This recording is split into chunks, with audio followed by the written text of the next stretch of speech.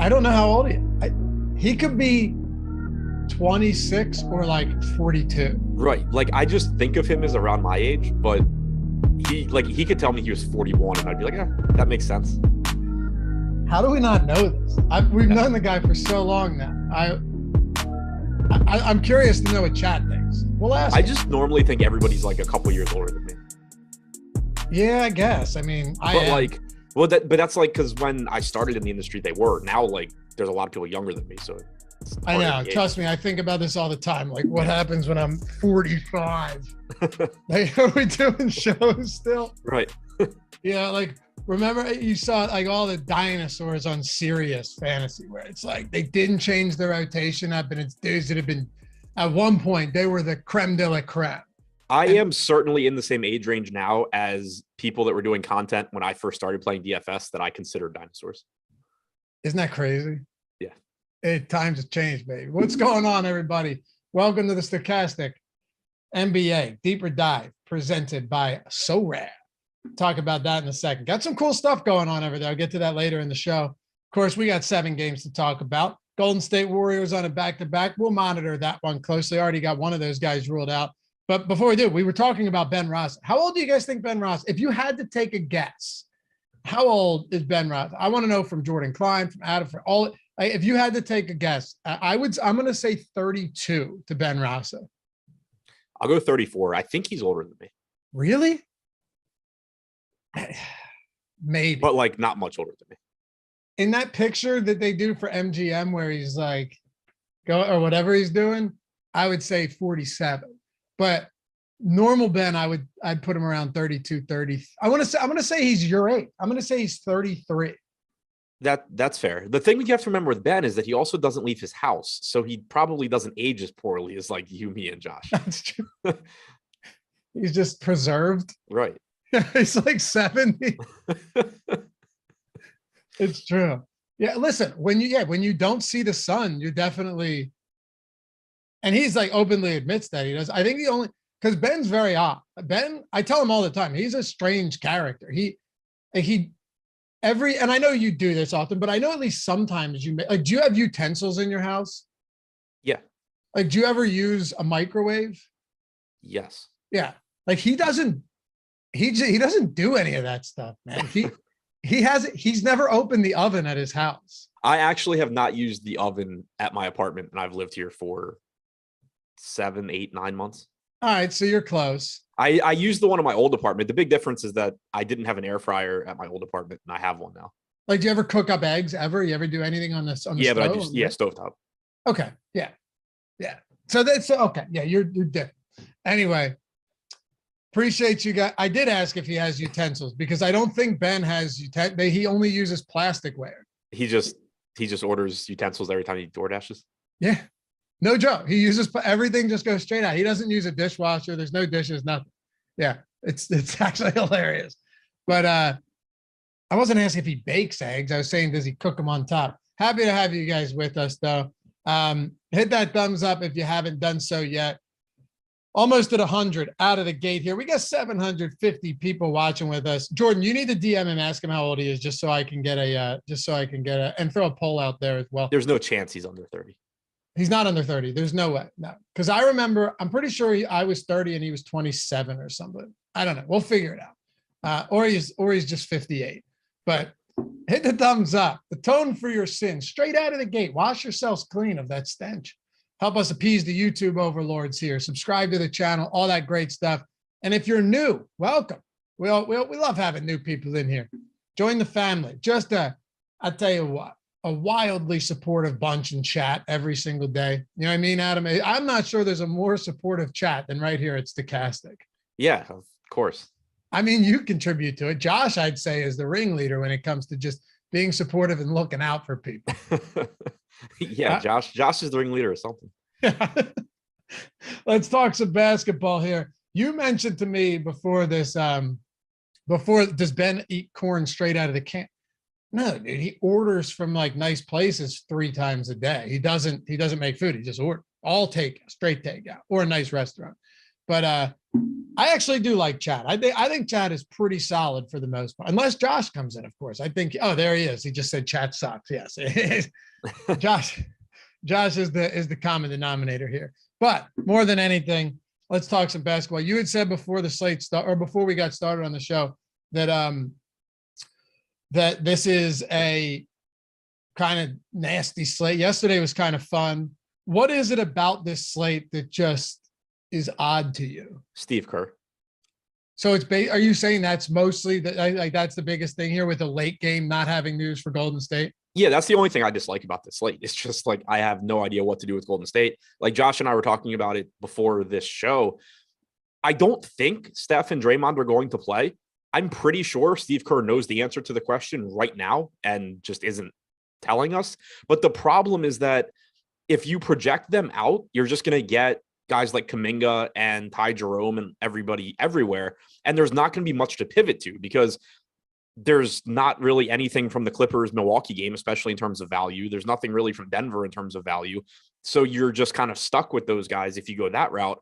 And I don't think you're getting that much of an advantage because people are still going to just late swap onto them if, we get that news at 8 or whatever. But if you project Curry and Draymond in, you're going to be locking in some players from the early games that you otherwise wouldn't because you have better value later. So it's just a really, really tricky situation where to handle it or how to handle it. Cause I think there's some slight advantage if you can guess right, but also or I should say there is an advantage if you can guess right, but it's not a huge advantage because people still be able to late swap and you're putting yourself in a position where you just have really, really shitty lineups if you're stuck playing Ty Jerome and Jonathan Kuminga off the bench.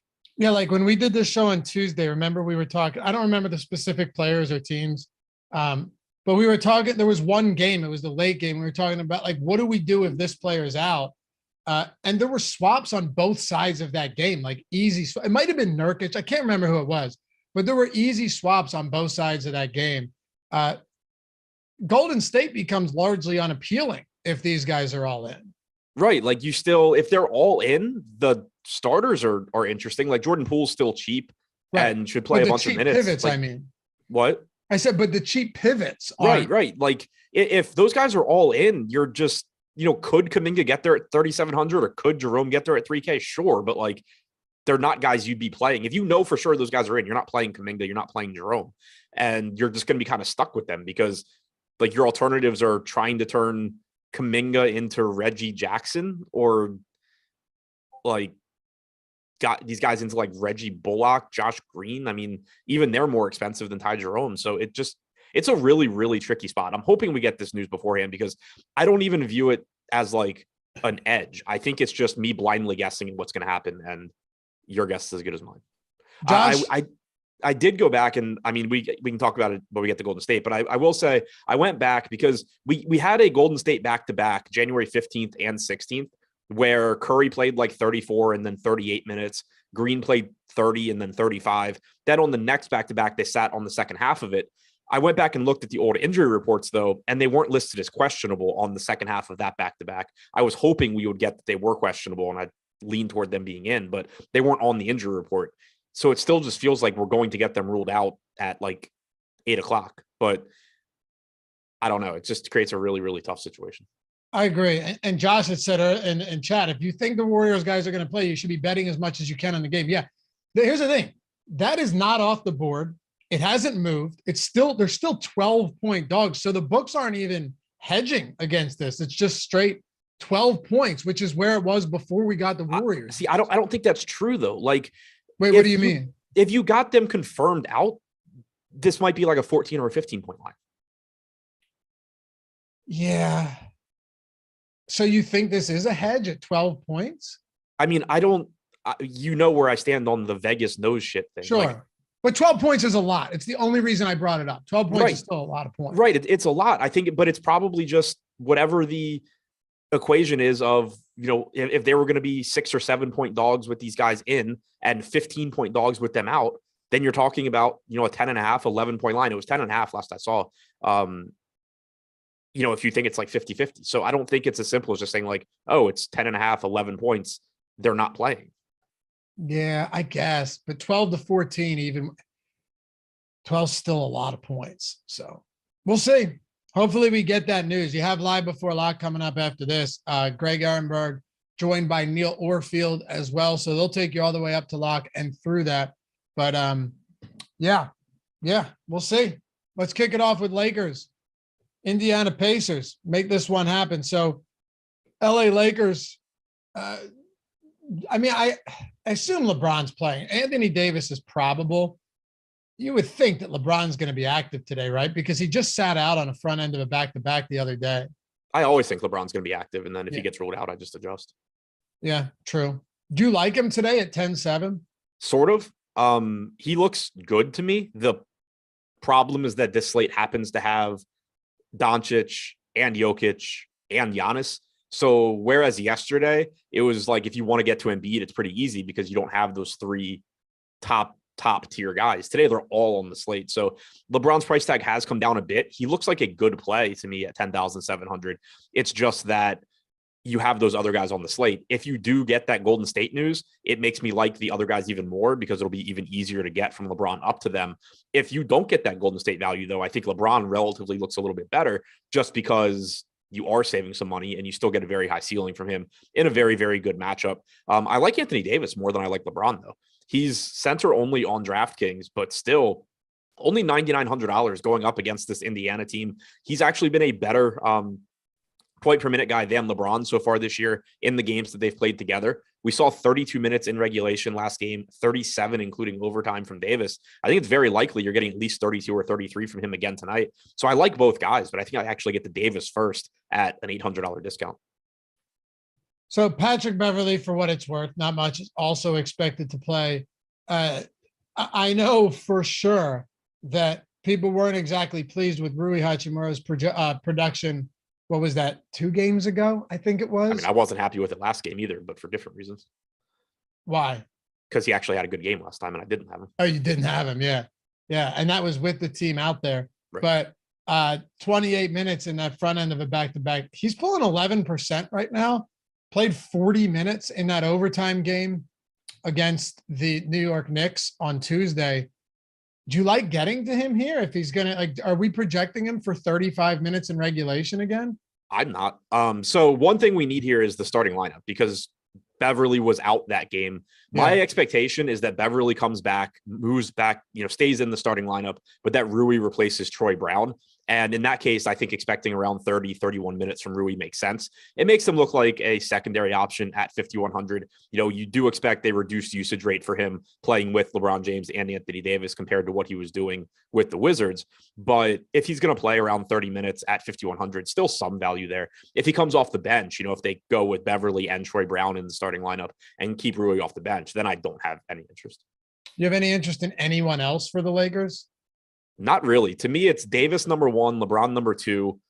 Westbrook kind of looks comparable to Rui when you compared the salary, but Rui has the better position since he's forward eligible. But Westbrook, at 8K, getting 28 to 29 minutes, there's still a path to him having success here against Indiana, but it's certainly not any sort of priority. There's going to be more options around the $8,000 price tag that look good than there are around a $5,100 price tag as well. But other than those 4 guys, I just can't even imagine getting to anything else on this team.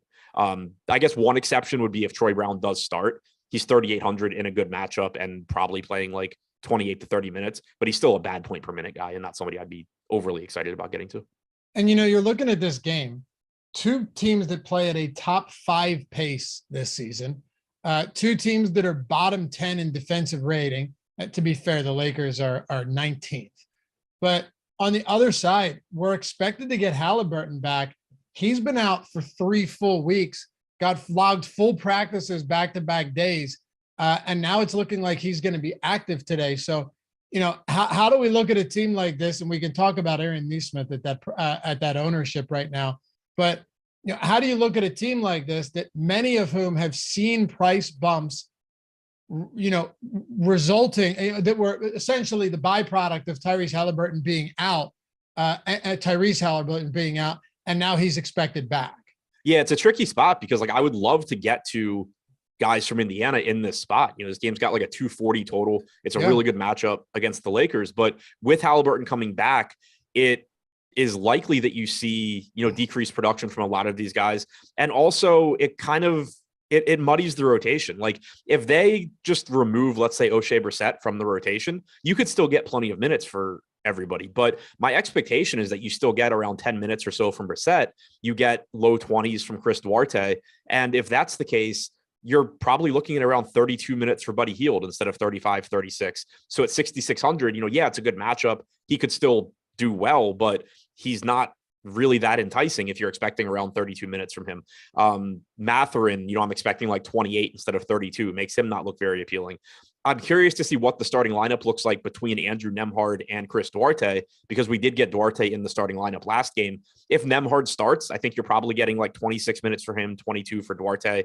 If Duarte starts, probably the inverse of that. But either way, none of it's going to look very appealing. Nembhard's at 3,900, but we know that he's essentially non-existent when he plays alongside Halliburton.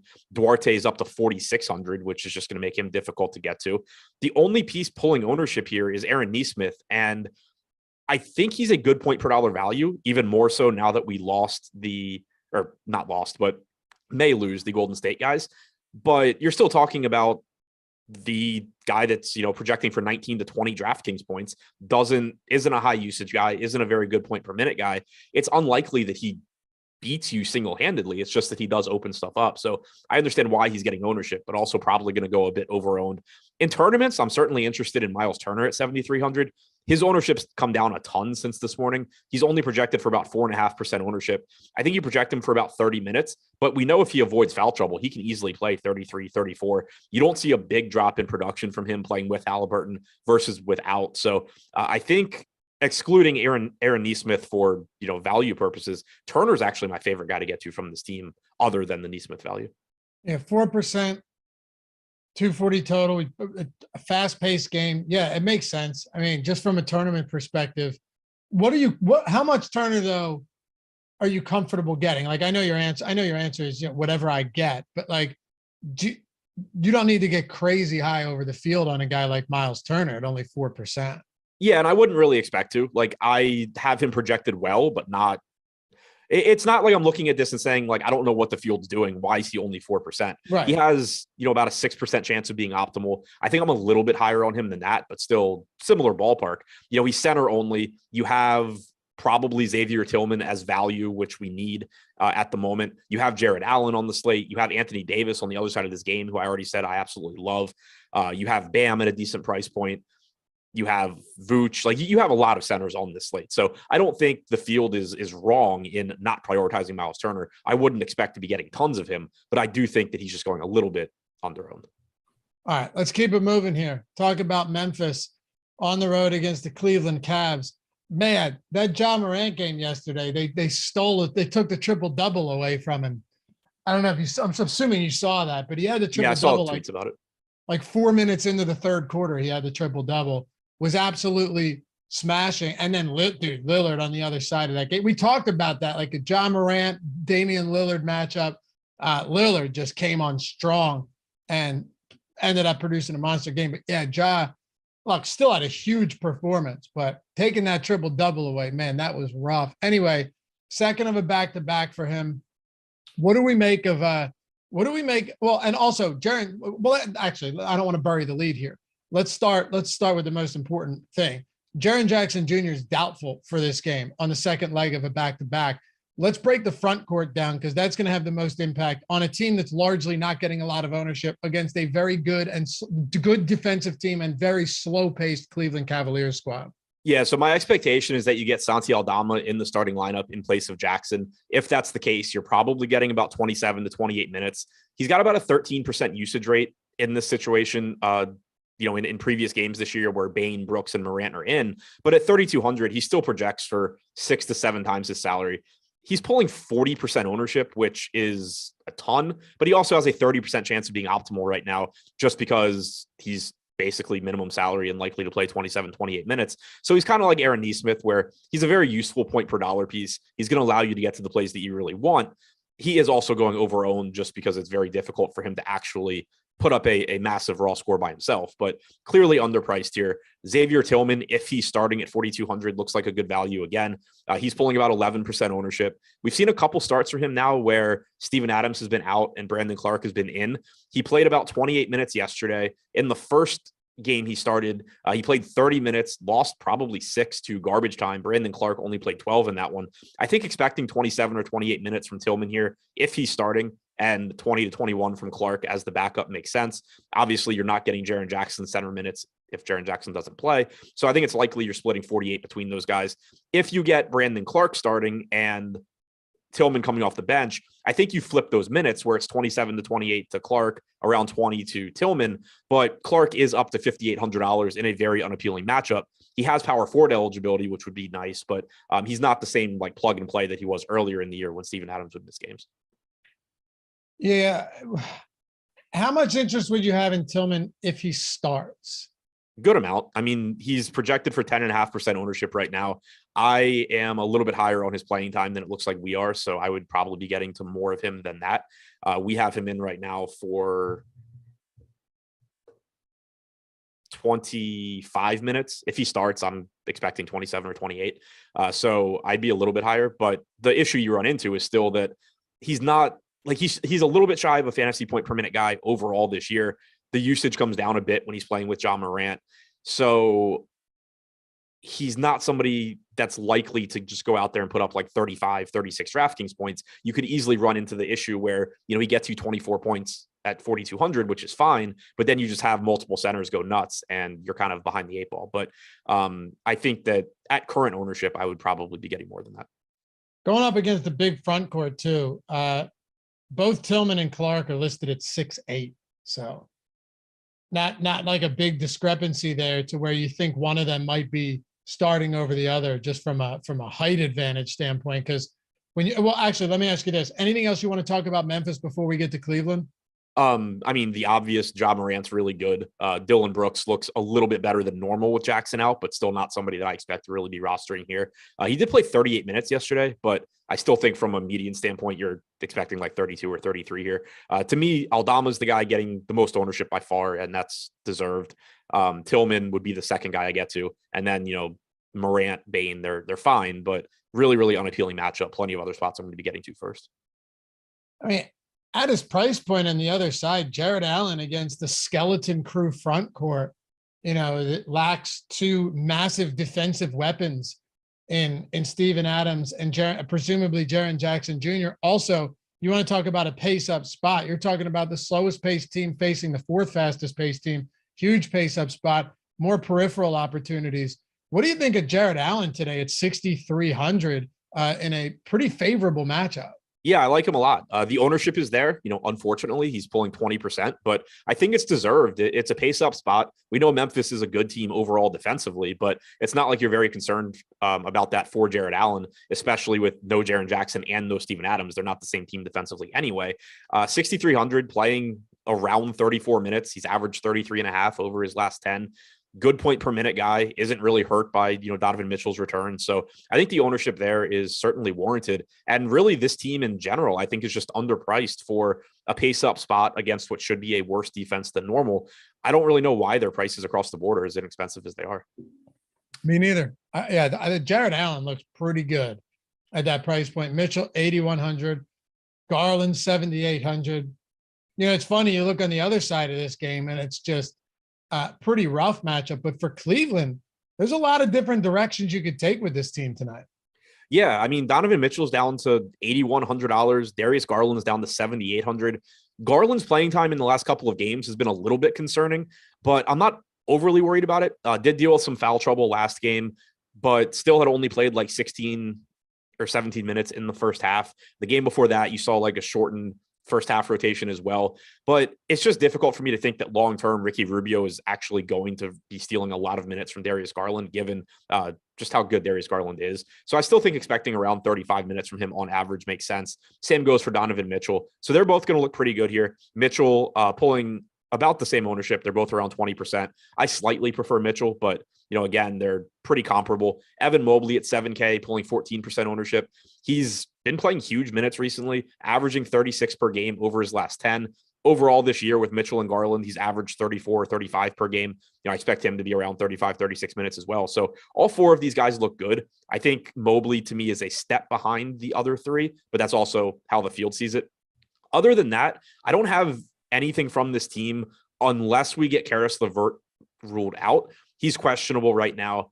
If he is out, it does increase it at least sort of makes it easier to see how like Ricky Rubio could get enough minutes to be viable, or Chetty Osman maybe gets back in the rotation and plays enough minutes to be viable. I don't think it would necessarily make any one guy look great, but you would have, 26, 27 minutes that are going to be spread around to some combination of Rubio, Chetty, Wade, maybe Lamar Stevens gets into the rotation. But I think that it would make the bench at least somewhat interesting in large field tournaments to kind of just throw darts at guys. But if LeVert's in, I don't see anything other than the main four.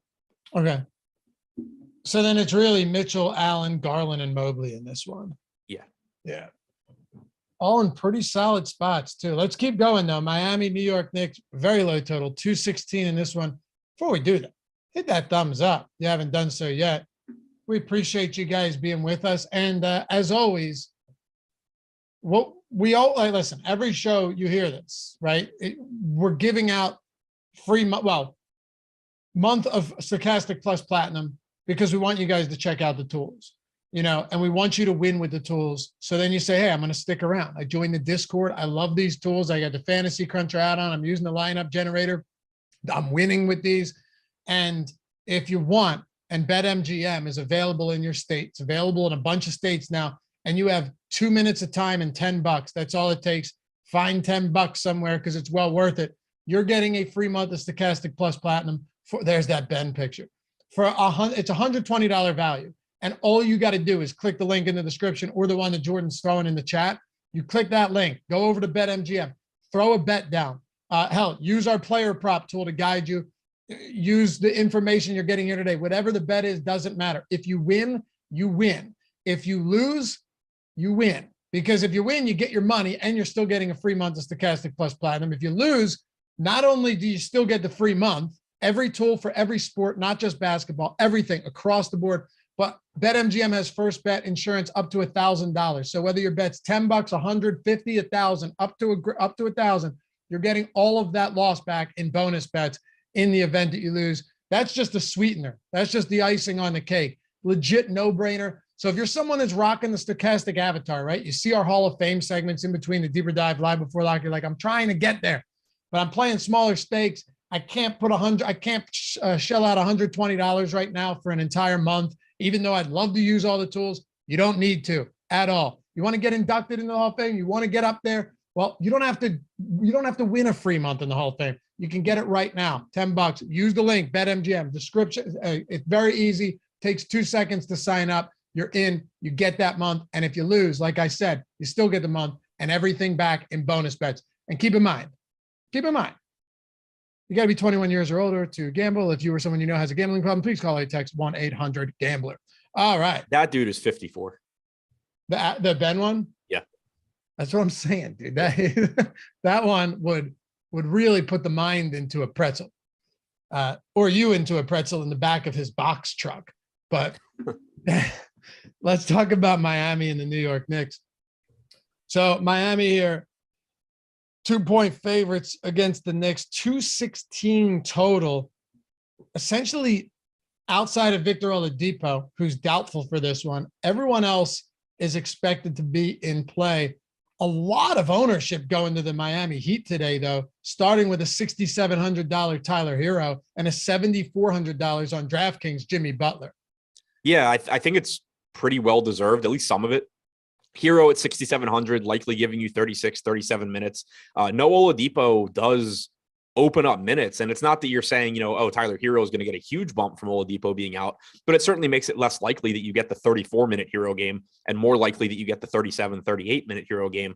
He's also just inexpensive in general. The only negative here is that this is a pretty unappealing game environment, but you should just see enough playing time, enough opportunities for Tyler Hero to look good. Similarly, a $7,400 Jimmy Butler looks good. He's pulling 28% ownership. Bam's a little bit more difficult to get to at 7,900. That's a pretty cheap price tag on him. But, like I was saying before, you just have so many good centers to get to today that, mid-teens ownership makes sense there. So those three, I understand the ownership. I agree with it. I have no issues getting to them, especially Butler and Hero. I'm a little bit less sold on $4,900 Kyle Lowry. I still only have him in for 30 minutes. Gives him about a 24 to 25 fantasy point projection. He's just not very good. And he's still playing with Bam and Hero and Butler. So it's not like earlier in the year, like you saw that Kyle Lowry triple-double in the game where there was just nobody else that's an NBA quality player active for Miami, and Kyle Lowry just had to go do everything. Here, you can feel a little bit better about him getting close to 30 minutes, but the guys that affect his production negatively are all still playing. Oladipo doesn't impact that for Kyle Lowry. So at 4,900, I'm not really enamored with getting there. Gabe Vincent, 3,300, Strus, 3,600. They're both just sort of tournament darts to me. I think the ownership coming into them is a little bit too aggressive, but it just speaks to the lack of value that we have right now. Vincent projected for 16.8 DraftKings points, Strus just north of 17, but pulling 16 and 11% ownership respectively. I get why they're getting some, but I think they're going a little bit over-owned. Caleb Martin coming off of a huge game last time out. You can't expect that to happen again, though. 4,500, likely to play 30-plus minutes here, given that Miami is a bit shorthanded, but still just not a great game environment, not a great price tag. So I'm not quite as high on Lowry, Strus, Vincent as the field is, but as far as Butler, Hero, Adebayo, I'm right there with it. The Knicks were really tilting a lot of people early on last time they played. Julius Randle, though, 1.33 DraftKings points per minute on the season. He's a 29% usage guy. Decent playmaker, 18% assist rate, 16% rebound rate. He can get it done across the board, but you're also talking about a slate where you have Luka, you have Giannis, who's probable, you have Nikola Jokic, you have LeBron James, John Morant, hopefully not Curry, but I think you understand where I'm going with this one. There's a lot of high-tier, high-priced options today, despite it only being a 7-game slate. It's not really that surprising that Randall's only getting 6%. Do you look to come in around there on Randall, or do you think he might be one of the better high-priced, lower-owned options against? It's not even the greatest spot. It's a low total game, and he's not cheap. Yeah, it's not a very appealing spot. I think the Knicks are basically just your last guy in tournament team. There's nothing that stands out here. You're expecting around 38 minutes from Randall, around 38 minutes from Brunson, but price tags have come up. 10K on Randall, 8,500 on Brunson. Brunson pulling 3%, Randall pulling 6%. Randall's got about a 9% chance of being optimal. So sure, he's going a little bit under-owned, but he's also a very low probability play for all the reasons that you just laid out. So I don't anticipate getting to a lot of either one. It's more so just in a tournament lineup, if you have a bunch of popular guys and you need a high upside, low owned guy, either Randall or Brunson or that. But, I'm not expecting to get to a lot of either. Same can be said for RJ Barrett. He's 6,300, which is a decent price tag if you think you're going to get the 37, 38 minute game from RJ Barrett. But that's not been happening all that much recently. The last couple of games, you've seen Emmanuel Quickly playing most of the closing minutes, and then Barrett coming in at the end. Last game, Quickly just played straight through the whole fourth quarter and then overtime. Barrett never came back. Barrett seemed pretty pissed off about it after the game. So I don't know if this is something that we continue to see going forward, where Quickly really starts to cut into Barrett's minutes, or is it a squeaky wheel spot where Tibbs just gives Barrett 38, 39 minutes? But, from a projection standpoint, I'm expecting 34, 35 from Barrett, which in this matchup doesn't make him look like anything special. Quentin Grimes at 4,800 probably plays 33, 34 minutes, but not a good point per minute guy, not a good matchup. You get to the center spot where we got 35 minutes in regulation last game from Hartenstein, but the game before that, he played 21. On average, with Sims starting, you can expect around 26 from him, around 22 from Hartenstein. Doesn't make either of them look very good. Quickly at 5,400 is likely to give you 28 to 30 minutes, but in this spot, that's not overly exciting either. I don't have anything that looks very good from the Knicks.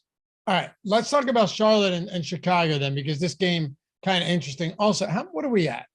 287. All right, so we need 213 thumbs up to get to the 500 mark.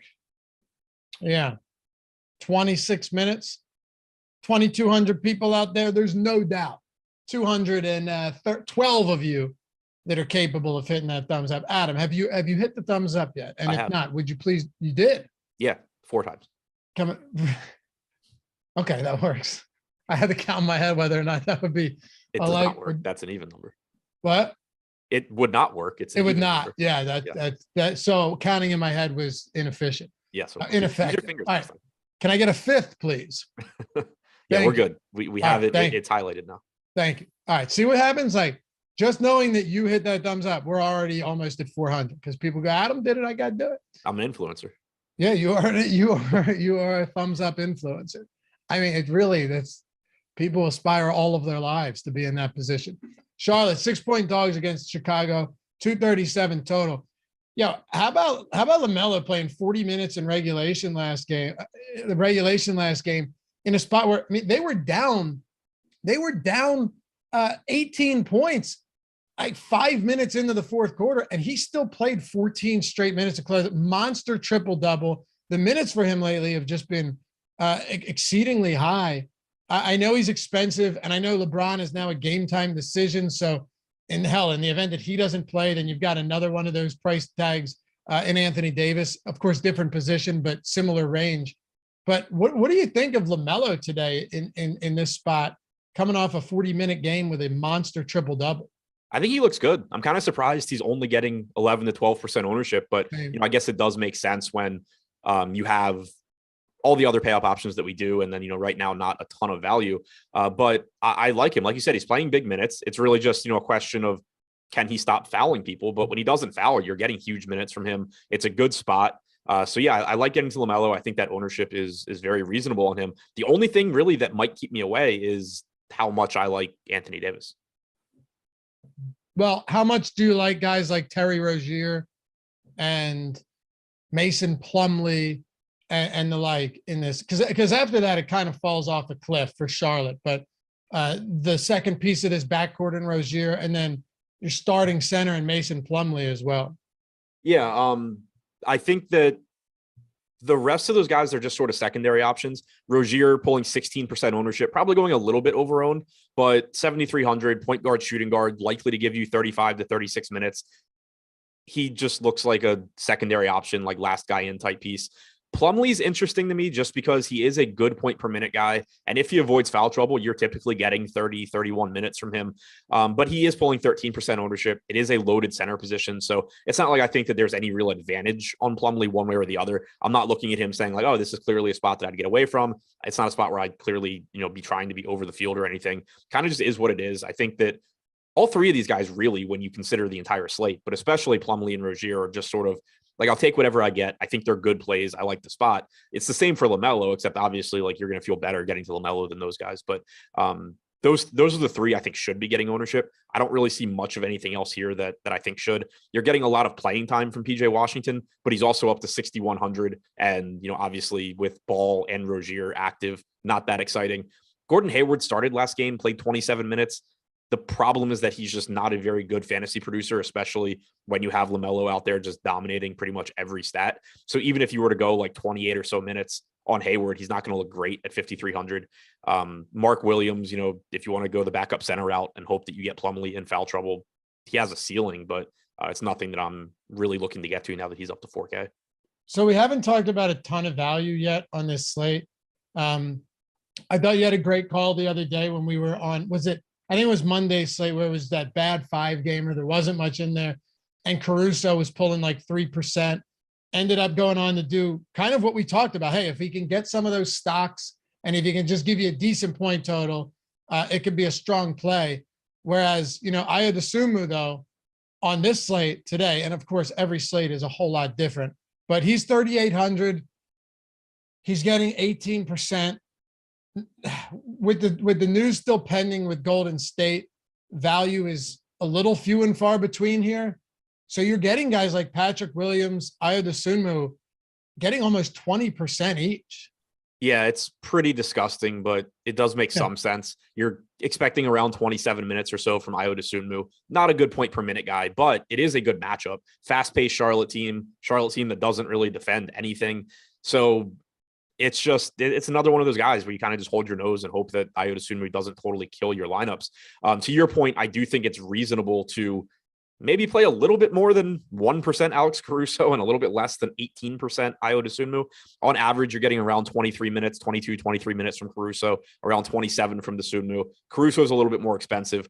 Dosunmu does project better and should be the more popular of the two, but that's a really, really wide gap. Kobe White at 3,300, probably playing around 19 minutes or so. Fine. It's just like Gabe Vincent. I hate the idea that he's getting 14% ownership projected for 16 points.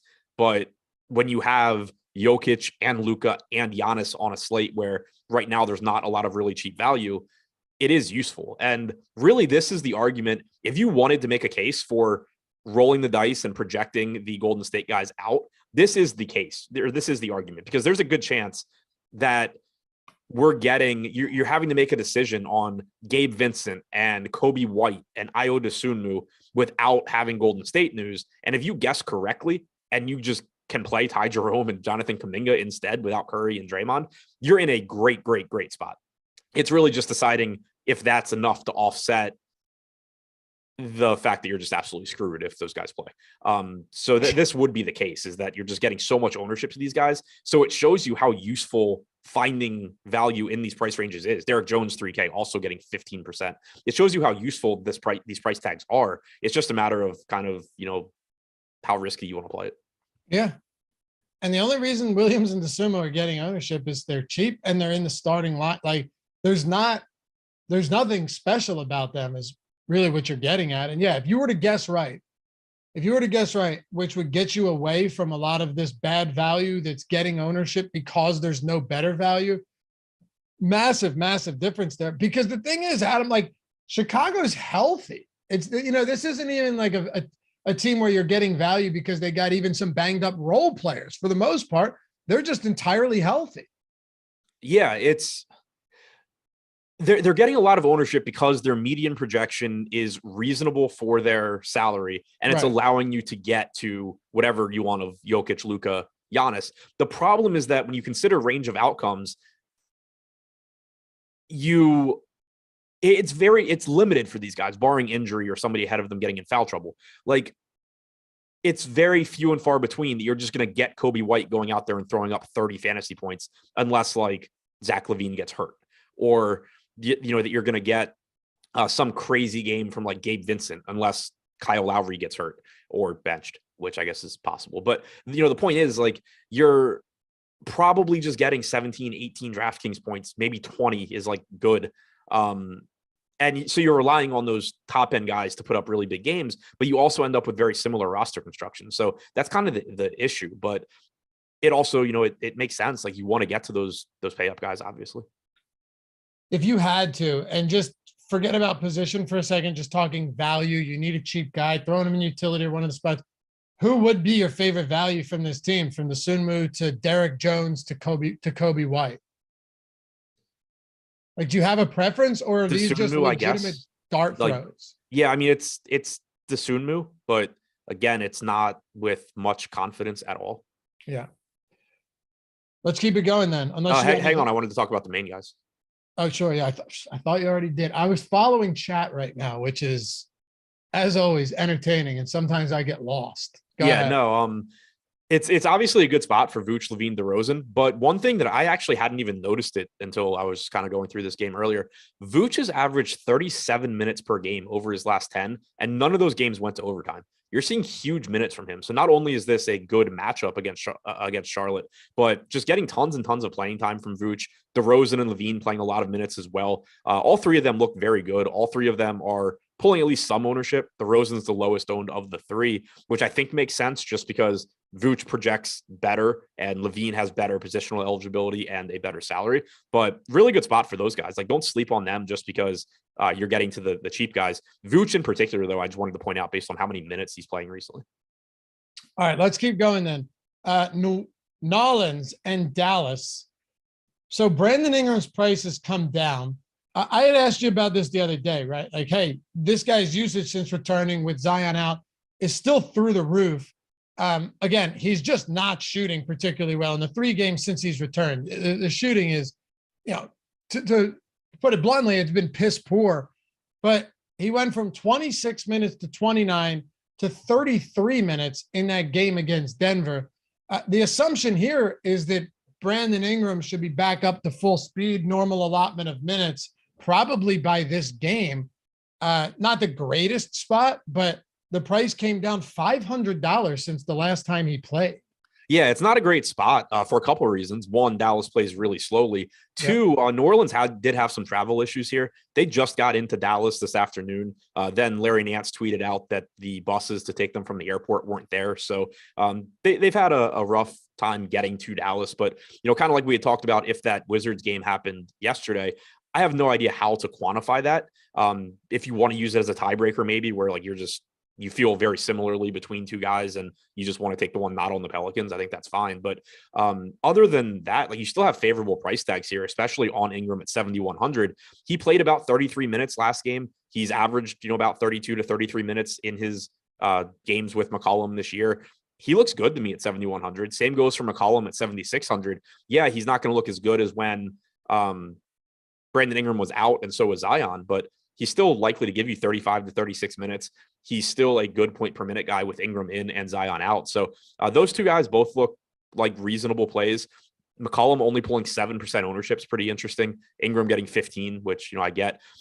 Joval's pulling 11% ownership. I have no idea what to do with the Pelican center rotation, honestly. I went 23 minutes on Joval, 23 on Nance, 8 to Hernangomez. We've seen Hernangomez play in 2 of the last 3 games. We've seen Joval mostly, even excluding the game where he got hurt a couple of games ago, not play as many minutes as you would hope. But then he just will occasionally get the 28, 29-minute game where you don't want to just totally forget about him, especially at a falling price tag. This is a spot where I wouldn't be surprised if down the stretch you're just getting Larry Nance and Dorian Finney-Smith as the closing centers for their respective teams, which makes me a little scared on Joval as well. But certainly, tournament or capable of winning you a tournament at 5,700 if he does happen to play 28 minutes. He's a good point per minute guy. It's just that his playing time's all over the place. Nance's salary has come up a little bit. I think he's relatively difficult to get to here. So I think Ingram's the guy that I would like the most. I like McCollum in tournaments. I like Joval in tournaments, but also just keep in mind that his playing time is extremely volatile. Yeah, super volatile, which is such a shame. I've just been saying it forever. Back the Toronto days, like, just unleash this guy. I know there's some drawbacks there, but just such a good per minute producer to be wasted away. But he is $5,700, Adam. So who knows? Maybe you get a 29, 30-minute game from him today. Because when you like, if I told you Joval was going to play 28 minutes at 5,700, how much would you like him? He would be one of the highest. He'd be one of my highest owned guys. Right. It's kind of similar to the Jakob Poeltl spot yesterday. I saw Greg had tweeted about laddering overs on Poeltl rebounds, I think it was. And people were replying, like, oh, well, Poeltl hasn't been playing more than like 22 minutes. And, even there was one game recently where it wasn't foul trouble or a blowout. He just still didn't play more than 22 minutes. And like, those are the risks. And that's why Poeltl was, being projected for like 24 minutes yesterday. But you're still just going to get those games here and there where they play more minutes. For example, Hernangomez is likely to play today. But if Hernangomez doesn't play and you're just taking those like 8 minutes out of the rotation, then suddenly you can just get 26 to 28 minutes from Joval while still getting 23 or 24 from Nance. And he'd look great. So like, if you guarantee he plays 28 minutes and he's only 10% owned, I'm playing a ton of Joval. You obviously can't guarantee anything close to that. And that's why I'm not playing a ton of Joval and why he's only 10% owned. But you have to, for every argument that you're going to make where it's just like, I'm really uncomfortable with Joval's minutes, you have to realize that often enough, he is just playing those 28 minutes and smashing. And it's just like, oh, I am in a great spot. So it's just a huge risk reward spot. Yeah, and really, I was just illustrating to your point, like, the reason he's in a good tournament play kind of all at that price all the time is when he does get those minutes, it's very likely that he's crushing that price point.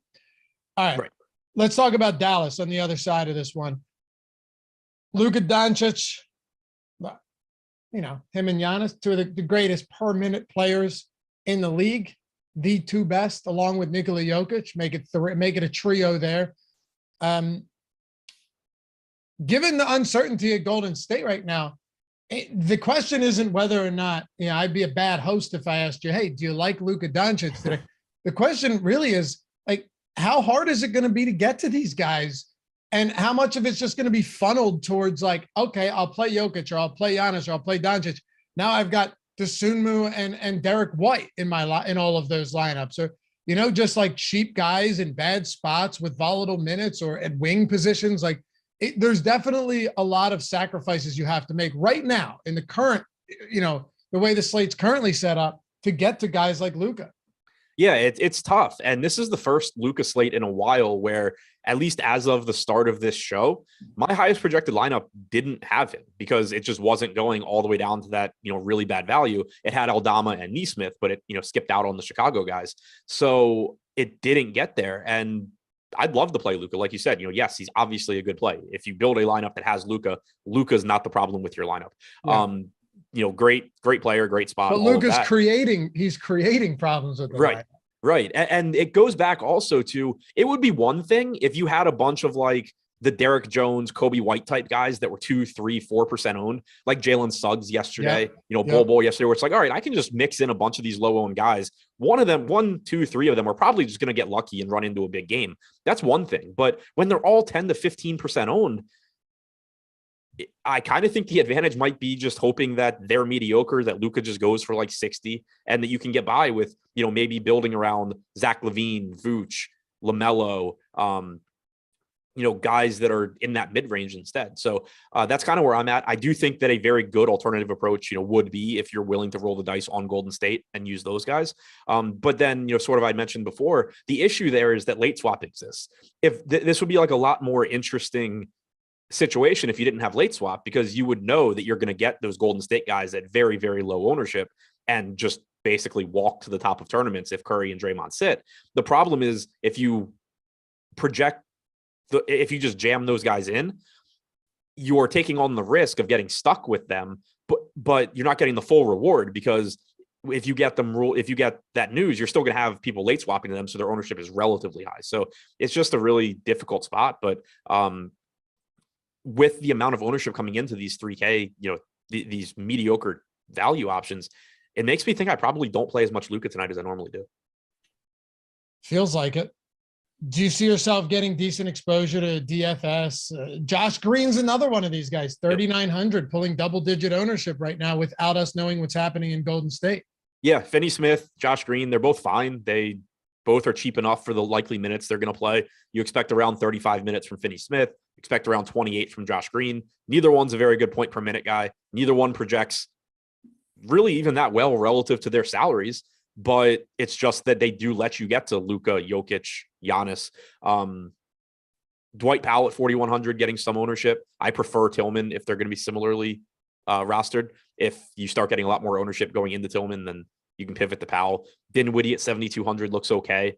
He, will play every minute that Luka's not on the floor, and not having Christian Wood does actually benefit Dinwiddie quite a bit. Not only do his rates come up a little bit in the minutes that he's playing with Luka, but he's just running the offense during those minutes where Luka's on the bench. But he is still priced up from Luka being out. So not any sort of a priority, but probably going a little bit under owned. Anybody else for Dallas? Nope.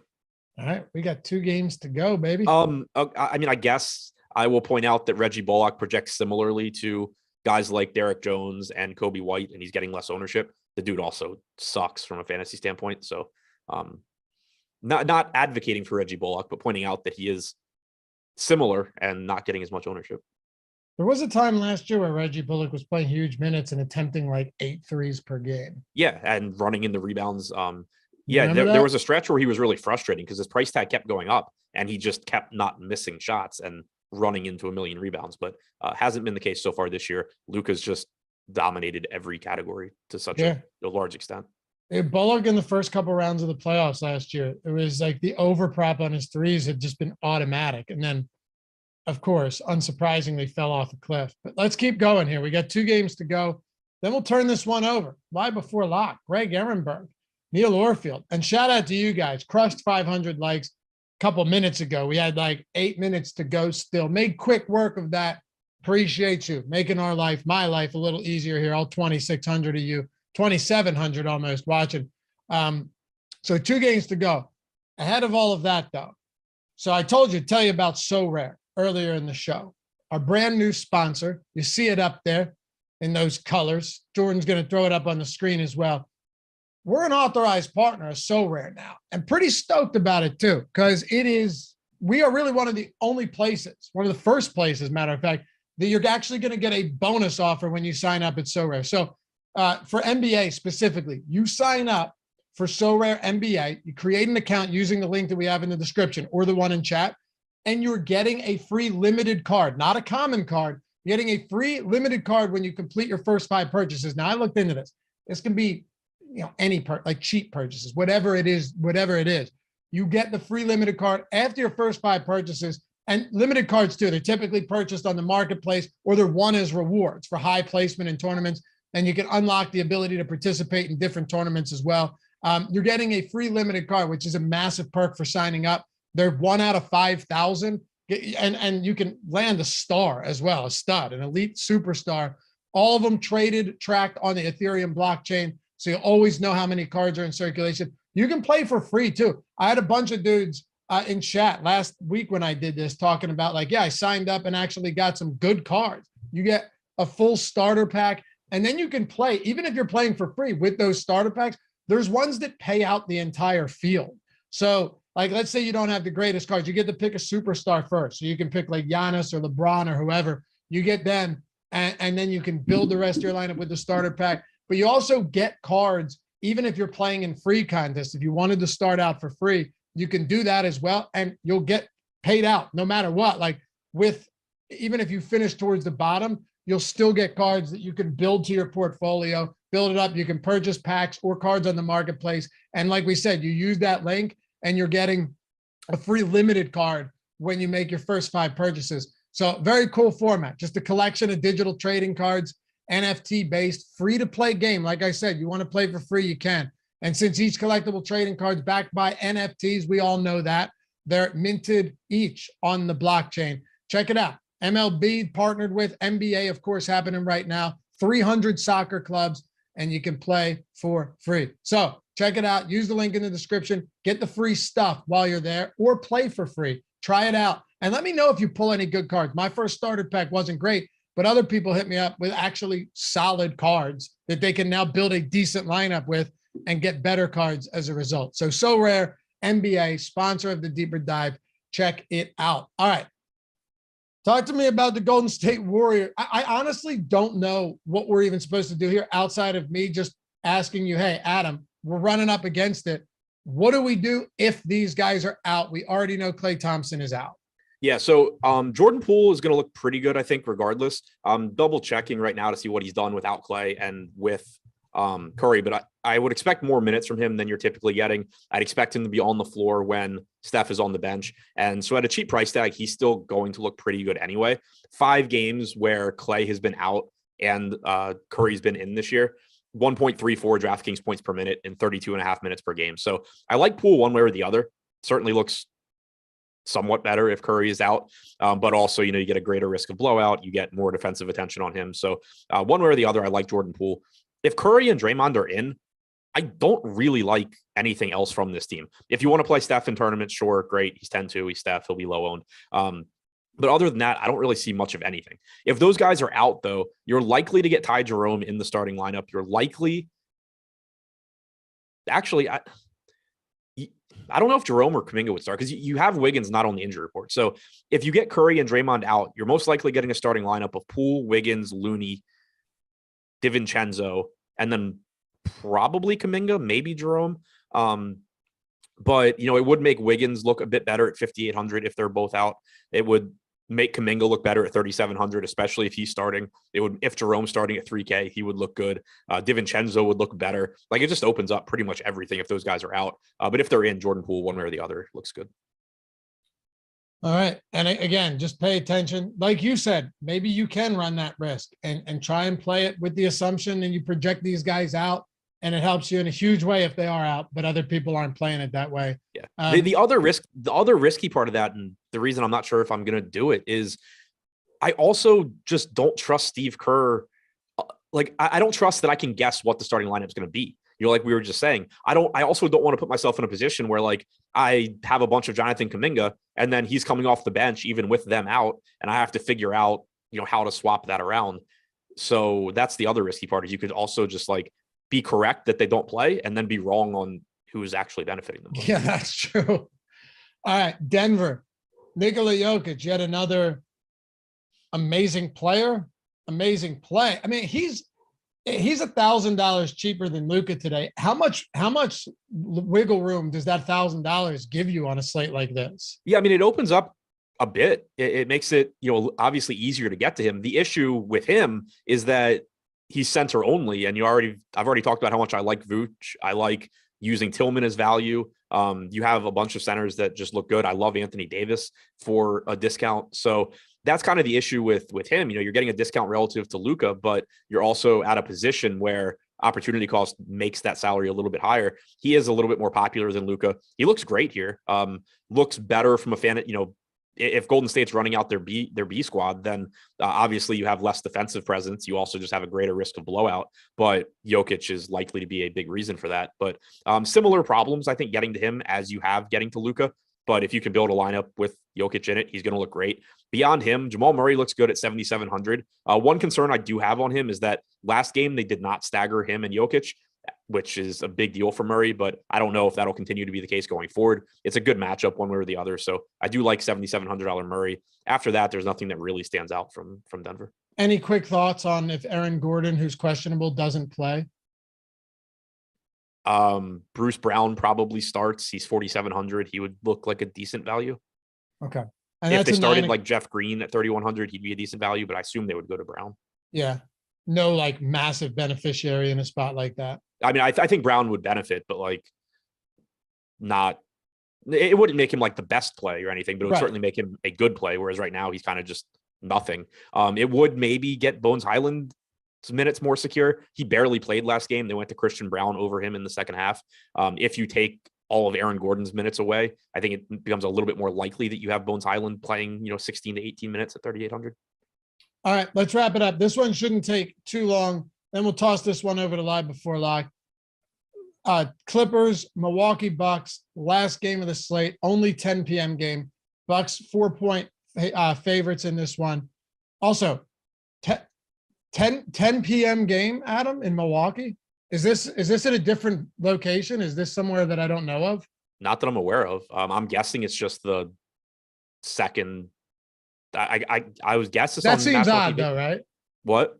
Seems weird. Yeah, it's weird. Yeah, maybe it's a national TV game. I don't know. I hadn't actually thought about it. I just been like thinking it was in LA all day. Yeah, TNT.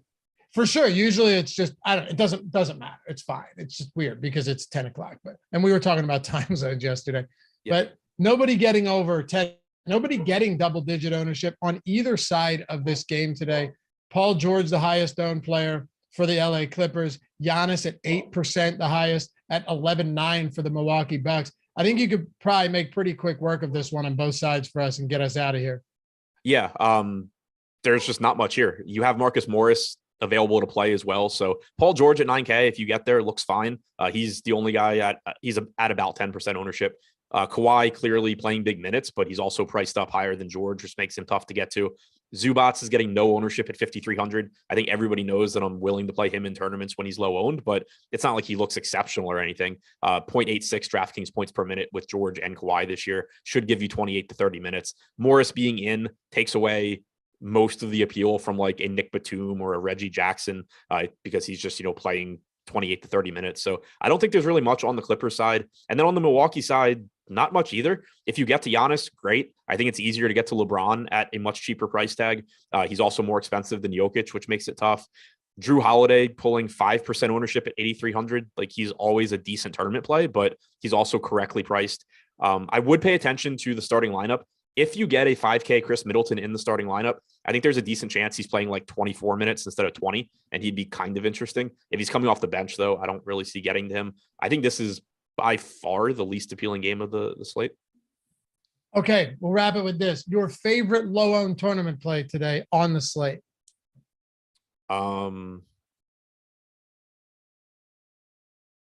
What's Davis at? Anthony Davis? Yeah. So Anthony Davis right now is at 4% owned. It's Anthony Davis. All right.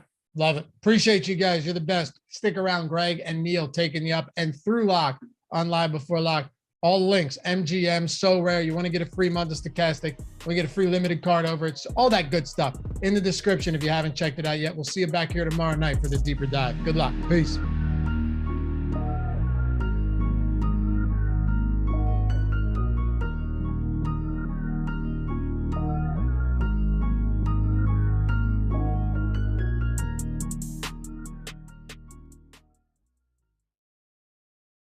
Yo, it's that time of week again. Time to induct some of you fine people, and we got a lot of them today into the Hall of Fame right here at Stokastic. And of course, give out some free monthly memberships, $120 value to Stokastic Plus Platinum. Let's get it going. But first, all you want to get involved, all you got to do is go to stokastic.com/avatar. Download the avatar, the profile pic, use it wherever it is you play, and tweet your wins to @Stokastic HOF on Twitter. Finish top 3 in a field of 5,000 or more. Boom, you're in. Free month of Stokastic Plus Platinum, and you're getting inducted into the Hall of Fame right here every week with yours truly. Let's kick it off with a big one here. And I got to say, makes me feel good seeing the brand new lineup generator helping Rajal win $50,000, saying thank you guys so much. The process has finally paid off. The lineup generator helped me build this. 50K, baby, with the lineup generator. Absolutely have to love that over there on Stokastic. And then Tom Kennedy, Stokastic CEO, coming up big. First and fifth place, 100,000, 2,000 in the NBA fadeaway. Another huge one here at Team Stokastic. And how about our boy SG? Some really nice lineups in the last couple of weeks. Shout out to the guys at Stokastic. That's $5,000 for Sean Geezy, and then $4,000 in just a couple weeks apart. Congrats, man. That's huge. And how about Alex Baker? Awesemo himself. Boom. I love this. You see the No House advantage. We talk about the overlay every single day. Boom. It pays to take advantage of the overlay on No House advantage. I see what you did there, fella. Tied for first, 12,000. Third place, a bunch of time. I mean, just taking it down top to bottom. Our boy Alex Baker taking that overlay and turning it into something big over there at No House Advantage. And Rick woke up after a short nap to this. Yeah, that must have been pleasant. I just can't say enough about how awesome this site is. And to the @DBC, I listen every day. I had to ask Jordan what that was. Thanks for all the laughs as well as the info. Much love. Big $15,000 win for Rick. Congrats, Rick. That's big. And Ernesto, $5,000. Ex-Royal Pro. Just a bunch of hands up. Hey, shout out to you guys. It's Stokastic. Congrats, Ernesto. And Austin Mills, we're getting closer. Tagging Matt Gajeski here in the 250K spy, fifth place, $5,000 to Austin. Followed up by R-E-R-I Lee. Well, I know what WTF, bro, 97. This one's big. $500, one entry.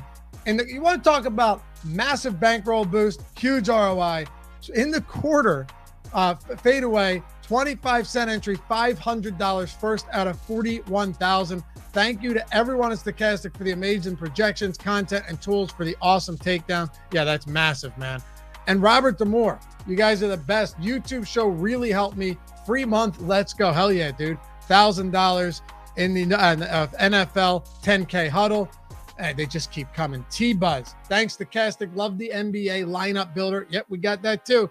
Paired with the deeper dive and Live Before Lock shows really helped me last night. Mid-range jumper, 1,500, second place, big. And then Optimal Prime, or Crook with the Rook. Good looking Stokastic team, best tools in the business. They also have a lot of content to help explain how to apply these tools. Yeah, otherwise it's going to be tough. Hopefully I can still get my free month. Absolutely, dude. $12,500 for Optimal Prime. And Thomas Goss, nice little lick in the end. Here, dude, the ROI on this one's crazy. Turn my $6 into $1,000 thanks to the crew. And of course, Awesemo DFS for all the strategic content and analysis. It doesn't stop there because you got our boy EMAC. Thanks to Stokastic, changed DFS sites for a new challenge. The Stokastic tools have been fire, along with the advice from the fellas on the shows. EMAC, look at that, second for $1,000. And then Matt, woo, love your content. He says $600 in the pick and roll. Third place, I'm running out of breath here. let's go to the betting side for a second because we got the NBA prop tool out now as well. Best 250. Don't expect this on everyone, but best 250 ever spent. NBA betting tools strike again. Yeah, BetPro's been insane. 250 in the 700 and a 22 leg same game parlay. Congrats, Brendan from Buffalo. And to close these out, H, Stokastic Hall of Fame. Thanks. Hey, first place in the quarter jukebox. Told you guys a million times, you know this. Doesn't matter what field or how much you're playing. As long as you're rocking the avatar, you finish top 3 in a field of 5,000 or more. You're getting up here and you're getting the free month of Stokastic Plus Platinum.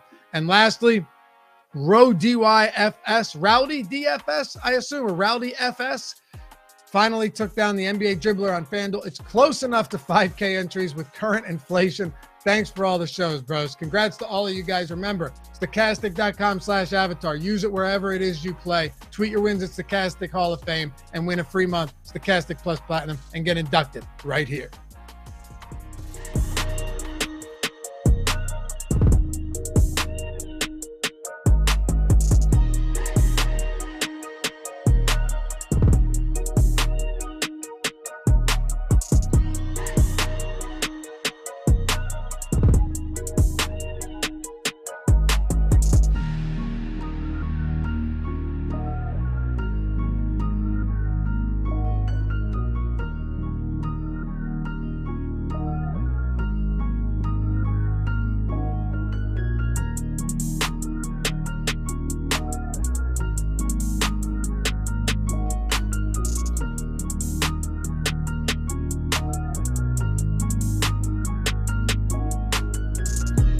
What is happening, everybody? Greg Ehrenberg here, joined with Neil Orfield because Eric is in. Who the hell knows where Eric is? Because he's on vacation. He's at some wedding apparently, but he's on the no-fly list. So I don't even know how he got there. Maybe he walked. That's a possibility. But no, Eric, I'm happy to be joined here with Neil, and we're sponsored by So Rare today. So you guys, last 30 minutes, we are going to try to talk some So Rare. Now, with that said, this is a slate with a shit ton of news. If there was ever a slate to stick around for the post-lock show, it is tonight, particularly with everything that's going on with the Golden State Warriors. That's something that Neil and I are going to have to cover in depth because as of last night, Curry and Draymond Green were not expected to play. And then the injury report came out, Klay Thompson resting, but we got Curry and Draymond questionable. So there's a lot of mixed signals there that we're going to be breaking down. As you guys come in, like the video, subscribe to the YouTube channel. Neil, what is happening? As I was just saying in chat during the last show, my wife is coming back from her vacation, and you'd be shocked at how messy I can make my house in 3 days, the amount of time she's been gone. So just been doing some dishes today, trying to, as I was listening to the last show, trying to get some dishes done. Excited to do the show, but yeah, as we were talking about, it's just kind of a mess. Not knowing the Warriors situation. I was all ready for all these starters to be out, to just love the value from the Warriors. I wrote up how we finally have some good value, and then that value kind of got taken away from us with this now questionable Draymond Green and Steph Curry. But I'm excited to talk about this slate. And to be clear, I don't think this means that they're a lock to play or anything. There's so many mixed signals, and we're gonna talk about that in a little bit. But I mean, even the report we got last night was the Warriors starters are likely to rest today. We knew Klay Thompson was going to rest. That was the one we could be most confident. He hasn't played in a back-to-back all year, but it also stood to reason that Wiggins was going to sit, Curry was going to sit, Draymond Green was going to sit. Jordan Poole is the one I was probably least certain about coming into today because we've seen him generally play in these spots. Once again, the report said that the Warriors were going to rest all of their starters. And here's the mixed signals. First of all, the sports books are basically indicating there's a 0% chance that Draymond Green and Steph Curry play. This line is priced 12-point favorites for Denver, 12.5 at some spot. It is priced as if Draymond and Curry are sitting. If they both play, that line's going to be like 4 or 5 points or something like that.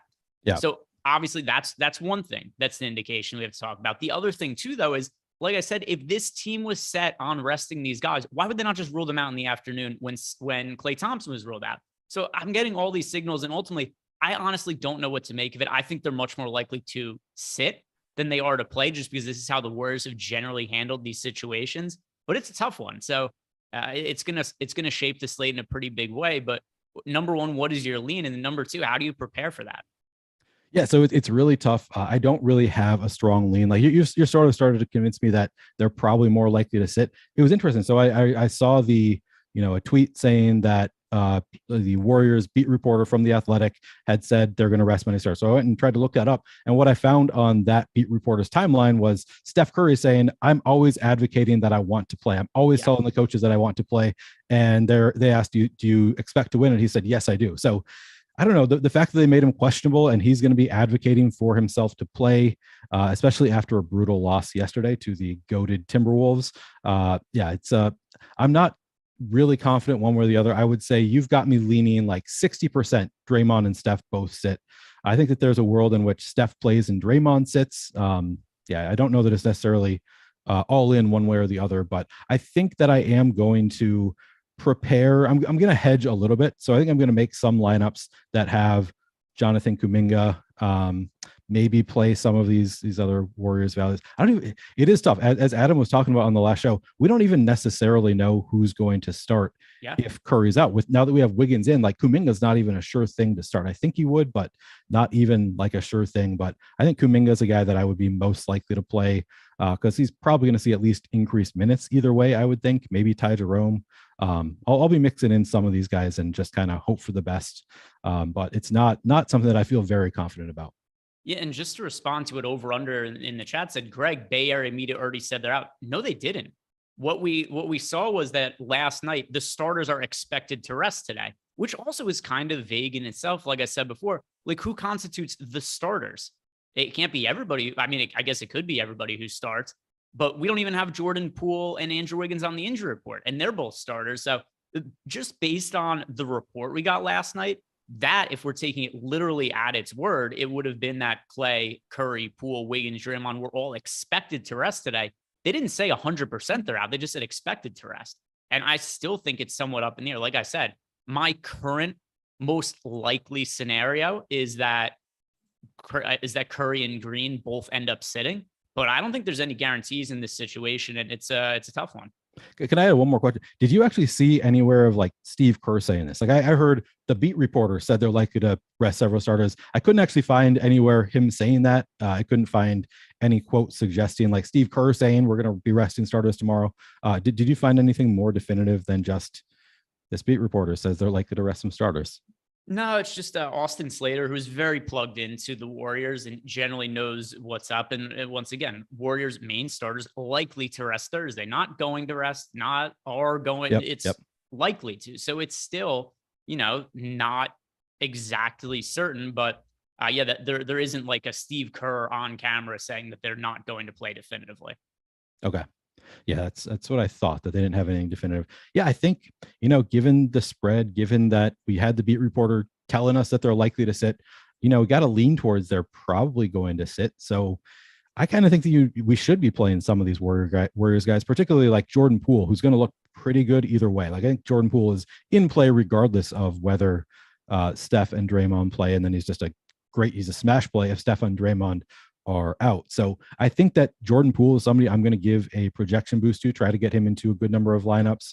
I'm actually going to play some Wiggins under the same assumption that, the fact that he's not even on the injury report to me indicates that Wiggins is probably going to play. So we had projected him out previously. At this point, I think because he's not on the injury report, Wiggins plays at least. So I think that I want to play some Wiggins, some Poole, and then I'll just mix in a little bit of Ty Jerome, Jonathan Kuminga. Anybody else that stands out to you as somebody you'll want to play if they are out? It's going to depend on what that starting lineup is, which, could go a number of ways because we've seen all kinds of weird starting lineups for the Warriors. But at first glance, I agree with you. Poole and Wiggins are players who, because I'm going to figure out what I'm doing for this situation on the fly as we go through. I just have them in right now. It just seemed the easiest way. And what I am leaning towards doing right now, giving Jordan Poole and Andrew Wiggins thumbs up in Fantasy Cruncher. The other players that I'd want to be playing in this scenario would be Dante DiVincenzo. He's somebody else that I think could start and play extended minutes. Beyond that, Ty Jerome could or could not start. Anthony Lamb could or could not start. JaMychal Green, Jonathan Kuminga. But I do know for sure Poole and Wiggins are two guys I would absolutely want to be playing if we do not. Oh, and DiVincenzo as well, if Curry and Draymond both sit. Yep, absolutely. And I'll ask you one more question. So I know that you lean towards LeBron being questionable, being bullshit, but in this case where we got a ton of Lakers news, we got, Anthony Davis will start. We got Austin Reeves out. Are you are you any more doubtful in this case than you normally would be, just because we already got so much of the Lakers news and we didn't hear anything? They still say LeBron is a game time decision. Does that make you think, lean a little bit closer to maybe it really is closer to 50-50? Not really, just because they still do this all the time with him. It's also one where, so yesterday it was easy to adjust once Rudy Gobert got ruled out. And I just ended up, just put in Naz Reid and everything. But I can't expect him to sit just because LeBron is questionable every single game now. Same with Gobert. Gobert was questionable like 5 games in a row, played in all of them and played big minutes, 34, 35 minutes in those games. I can't just assume that they're going to be out every time, or else it's going to drive me crazy trying to adjust. And I just think more often than not, we're going to see LeBron play in this scenario. Is it 100%? Maybe not 100%, but I'm pretty confident that he's going to play. And I have him in right now. Okay. I was just thinking that if we were a little bit more unlikely that he plays, we would have potentially one more out. So one more reason to just play some of this Warriors value, knowing that, I don't know, a Troy Brown or Lonnie Walker, one of these guys probably moves into the starting lineup, becomes a little bit more viable. But if you're not thinking LeBron is, closer to 50% to play, then maybe it's not really an extra boost to those Warriors guys. Yeah, and I know there's some kind of theories about what's going on. We got Double R saying LeBron is timing when he will break the record, but like, what's his preference when you would break the scoring record for Kareem Abdul-Jabbar's? The way that it's setting up right now, it would be a home game on a Thursday night NBA game against the Milwaukee Bucks, TNT home. That would seem like a pretty appealing spot to do it. If he sits out a game, then it would be on the road in Golden State. That would also be, an appealing spot. Like, there's nothing to me that stands out is that he would rather sit than, like, I should phrase it this way. There's nothing that stands out to me that he'd rather do it on the road in Golden State than at home against the Bucks. Yeah. I don't really think so either. I mean, maybe he wants to do it at home, but it's not like he's played his whole career in LA either. Yeah, I'm not sure that there's a preference there. All right, so let's kind of start to get into this later. You guys have any questions? Throw them into the Discord chat. We'll be answering those. Also, any super chats you guys have, we'll be answering those as well. Jalen Green, that's for tomorrow. Stop it with this giving me. They keep doing this. They gave us false hope that they're going to stop doing it. You just see somebody ruled out on the phone. You look down and yeah, it's all exciting. All right, so we do have one super chat here. This one is from Crypto Real Estate. I like the Luka Doncic thumbnail, although he said thumbnail. I like the Luka Doncic thumbnail as well. Thank you for the super chat. We do appreciate it. Let's go into Discord and see what questions we have, if any, so far. And if not, we could just start talking about the slate. Yeah, no questions in Discord. So let's start to break it down. And also, are you going to be doing the same thing as me with the Warriors? Just thumbs up on Wiggins, thumbs up on Poole, and then kind of see where the chips lie? Yeah, essentially. I mean, I do make changes to actual projections, but it's essentially the same thing. You're just giving them an 8% boost by giving that thumbs up. I adjust the actual number, but yeah, it's exactly the same kind of approach. And then kind of in a similar thought process, because if you just run projections as is, particularly for FanDuel, you're going to be getting a good amount of the Lakers-Pacers game. I know somebody for me who pops up in crunches right now quite a bit is Nesmith from the Pacers. And here's where this becomes tricky, because if we get all these Warriors guys rolled out, I'm going to be kicking myself if I have a bunch of exposure to Aaron Nesmith. Yeah, but on the flip side, if a bunch of these Warriors guys play, I could be kicking myself that I didn't play a bunch of Aaron Nesmith.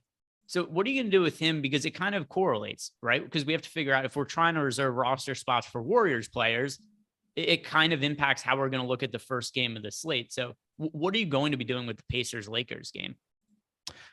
I think that I'm going to negatively boost my Aaron Nesmith. I mean, I guess we have a ceiling of 23 for Nesmith. I thought it was less than that earlier. So maybe I'm changing my mind slightly. Yeah, so currently we have Nesmith projected for 30% ownership. I definitely want to be under that number. We have him optimal 19% of the time. I'm a little bit undecided on it. I think that I'm going to be trying to get under the field on Nesmith just because I want to get more of these late guys that, because Nesmith, if we don't have the news coming in, Nesmith is going to be over-owned. Like if the Warriors guys do play and we don't know that before lock, Nesmith is going to be over-owned. Of course, as you said, the opposite is true too.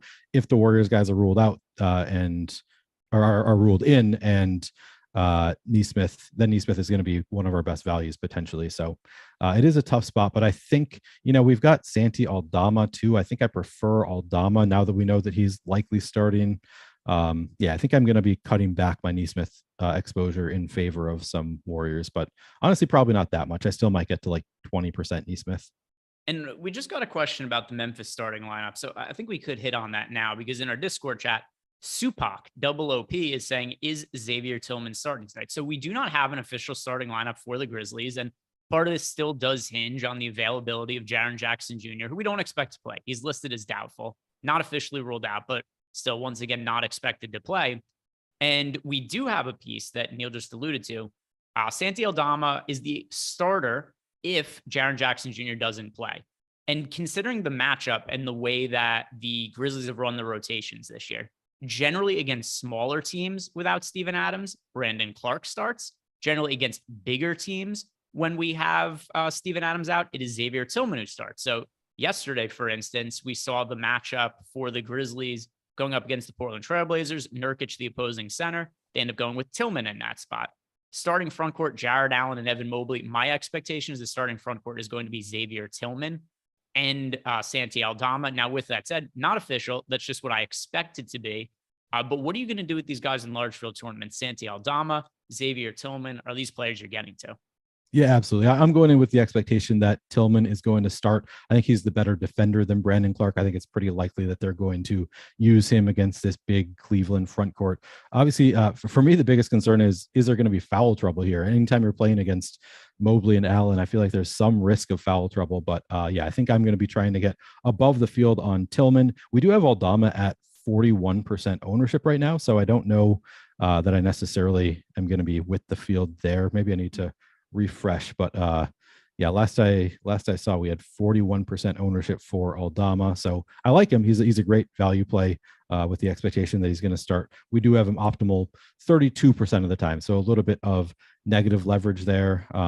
We've got a ceiling for Santi Aldama just at 23 fantasy points though, so just not, I don't know. We're not expecting huge things for Aldama in the boom bust tool. I still like him quite a bit, but I think I'll probably be close to the field, maybe a little bit under the field on Aldama. My first crunch I just ran, I got 97%. I know I'm not going to want 97% Aldama. I need to be making some adjustments here, but I think I'm honestly not trying to take a huge stand there. I think I'm probably shooting for somewhere 30 to 40%. But also, if I get more Warriors into my lineups, that might bring down some of my Aldama exposure. Yeah, and he's going to be really popular. If you guys are playing cash games today, absolutely must play Santi Aldama. DraftKings and FanDuel. He's $3,900 on FanDuel, 32 on DK. Just projection-wise, points per dollar, pretty clearly one of the top plays on the slate. I actually think the best points per dollar play on the slate. So Santi Aldama cash games for sure, guys. Go fire him up. Super chat from my filler arc. Do you think Herbert Jones and Jose Alvarado can limit Luka to to only 50 fantasy points? Also, is Jamal Murray an okay play today? It's pretty hard to project Luka for only 50 fantasy points. Doesn't mean that he's my favorite player or anything like that, but no, I would not project Luka for 50 fantasy points, especially when you look at, all right, let me pull up Luka's game log here. We do have LeBron officially in now, by the way. Okay. Yeah, there we go. So we had the Luka game where he got hurt and only scored 1 fantasy point, but by and large part, I mean, the average is right around 60 fantasy points per game. It's just a bad projection if you have him for 50. So I would say probably not they hold him to 50. And then also, is Jamal Murray an okay play today? So as for Jamal Murray, I would put him below okay. He's not somebody that I'm really getting to at any kind of meaningful clip right now. The one thing that is kind of useful if you just happen to have Jamal Murray, it gives you flexibility. If something ends up happening with the Nugget situation, I only have 5% of Jamal Murray at the moment, though. Jamal Murray, is he somebody that's a high priority for you? I wouldn't say that he is a high priority. We've got a little bit of negative leverage on Murray in our tools. It's tough to say. I mean, the Warriors do play at such a high pace. That's kind of a bonus for Jamal Murray. He is 7,700 though, and we might if Draymond and Curry are out, we might have a higher likelihood of a blowout, which honestly not a huge factor, but something that makes him a little bit risky. I think that Jamal Murray is a fine play, 17.4% projected ownership. I'll probably be under the field, but I definitely get it as a play. It should be a fast-paced matchup. Yeah, the price is fine for Jamal Murray. So yeah, I think that he's an okay play, not somebody that I'm really prioritizing. Yeah, I think we're kind of in the same boat there. Like somebody in the player pool for me, but a fairly low priority there. Now, also something else I want to add about Santi Aldama. Zaire Williams is questionable. If he is out, this really limits the ability for the Grizzlies to run a deeper front court rotation. Sometimes they play smaller and they'll have Zaire Williams in at power forward. If he's out, then I think that we're looking at even more minutes for guys like Santi Aldama, Brandon Clark, potentially Xavier Tillman. So keep an eye out for that update on what happens with Zaire Williams, still officially listed as questionable there. Some more questions coming into our Discord channel. The next one is from Pat Clay Tomstar. Bruce Brown or Trey Murphy? The site has it as a tie.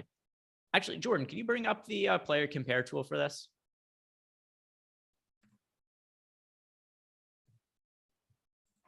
Can you, I don't know if Jordan can hear me.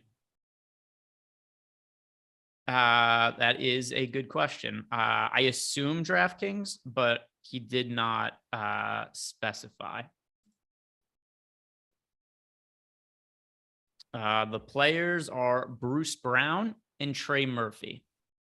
This is one of the tools we have over at Stokastic right now. Player compare tool. It's free. If you guys are in between two players, you can go plug them into our player compare tool and check out what the difference is between them. So he had Bruce Brown and Trey Murphy. You could do a 1v1 or you could do 2v2s in this. So comparing the players, Jordan's bringing it up on the screen. I have it here in front of me as well. Yeah, it is exactly 50-50. Like the exact same projections. Well, we've got ourselves a dead heat here. We got ourselves a dead heat. Here's what we're going to do. Jordan, can you flip a coin for me? Yeah. I got you. All One right. second. Here's what we're going to do. And Neil, heads or tails? Heads. Heads? All right. Jordan, flip the coin. Tell me whether it's heads or tails. We'll do it on screen. 1 second. Oh boy, this is exciting. You're not even going to tell people what heads or tails represent ahead of time? I mean, I was going to have, so it was going to be Bruce Brown heads, Trey Murphy tails. Okay. I mean, we have Bruce Brown heads. project for 20.63 heads. All right. So Bruce Brown, we've got Bruce Brown project for 20.63 fantasy points. Trey Murphy also at 20.63. The ownership 4.5% to 4.6%. There's nothing that separates these guys. Yeah. It is very, very close. I'll go with Bruce Brown. Just want to say, I just realized that the Lakers are the first game of the night. So my earlier analysis of potentially getting value if LeBron is ruled out wasn't really applicable. I just assumed that it was a West Coast game at night. Oh yeah. It was not that. I mean, he's in. So what does it matter? Yeah, So doesn't matter. by the way, if I have to add a little bit more context to beyond just flipping a coin here with Bruce Brown, he's in the later start time. He's going up against the Golden State Warriors. With all things else being equal, go with Bruce Brown to give yourself more flexibility to be able to swap if we do get the Warriors guys ruled out. Yeah, it's a really good call. The next question here is from, oh, by the way, we got news. Karis LeVert has been ruled out. So that is going to impact some lineups here. Karis LeVert is somebody who typically plays a pretty substantial role for the Cleveland Cavaliers off the bench. So this is definitely going to alter the way we're looking at some of the Cleveland Cavaliers. We're going to touch on that in a second. I just want to get caught up on the questions. And then hopefully by then, we've also got some projections updated to look at there. First, Miami High Life. Who do you have more faith in scoring more points per dollar, Hero or Butler? Points per dollar. That's For me, it's Tyler Hero. okay. I mean, I'd have to look at our projections, but that seems about right. They're both pretty good options today. We've got also, he didn't specify a site, but We've got them both at DraftKings- 5.5x on DraftKings, so essentially the same.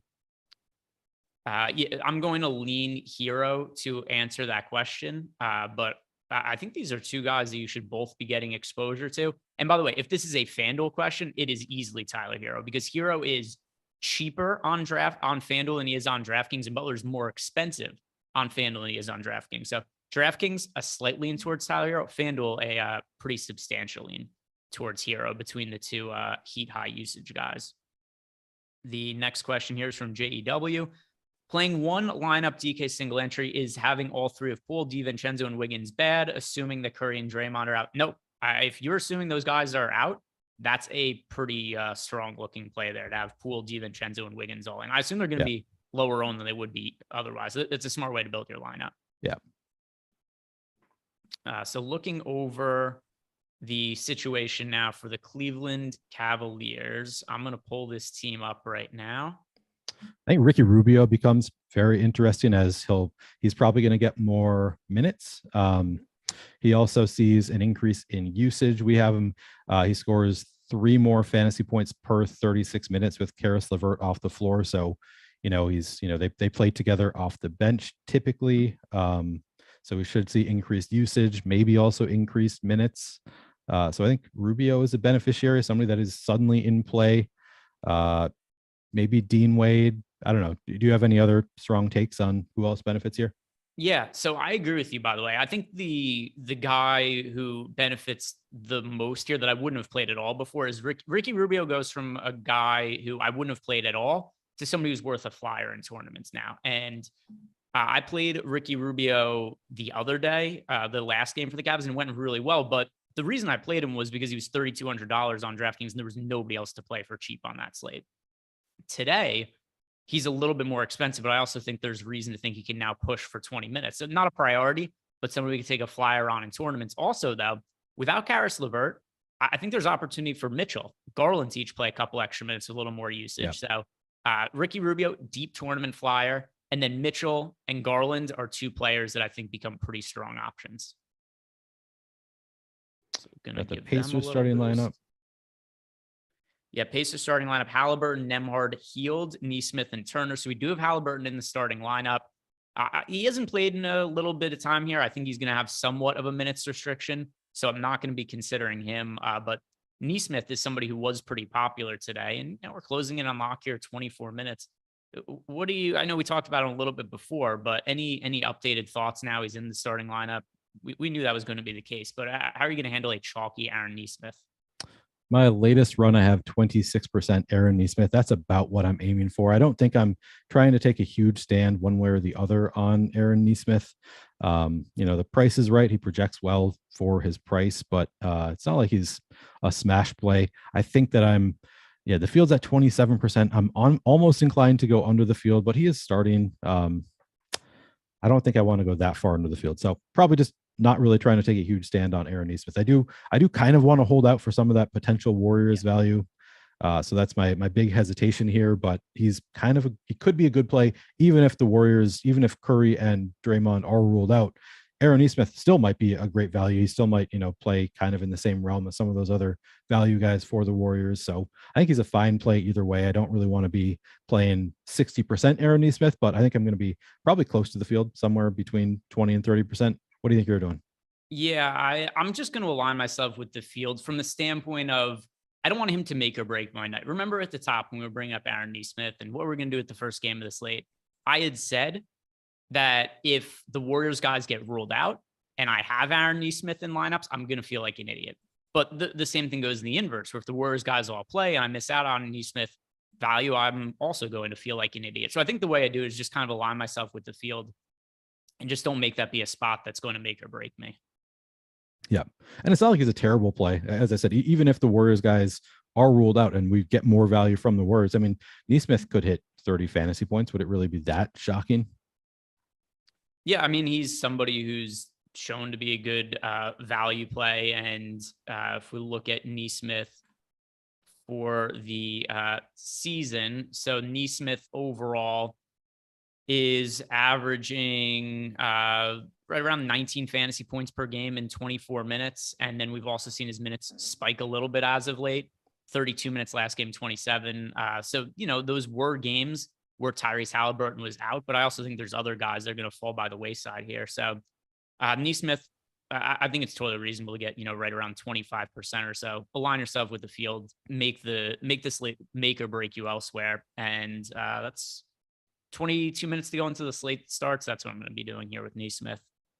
The next question is from JEW. Adam liked Davis a lot tonight. Thoughts on him for a DK single entry? Anthony Davis. Yes. So Anthony Davis is what site also, by the way? Like FanDuel, I think Anthony Davis is pretty clearly one of the top spend ups on the slate. I think he's under-owned on DraftKings. I wouldn't prioritize him in a single entry just because he only has the center eligibility. FanDuel, he did specify a DraftKings single entry. I wouldn't prioritize him just because of the center only eligibility. For FanDuel, I love Anthony Davis. He's one of my favorite plays on the entire slate.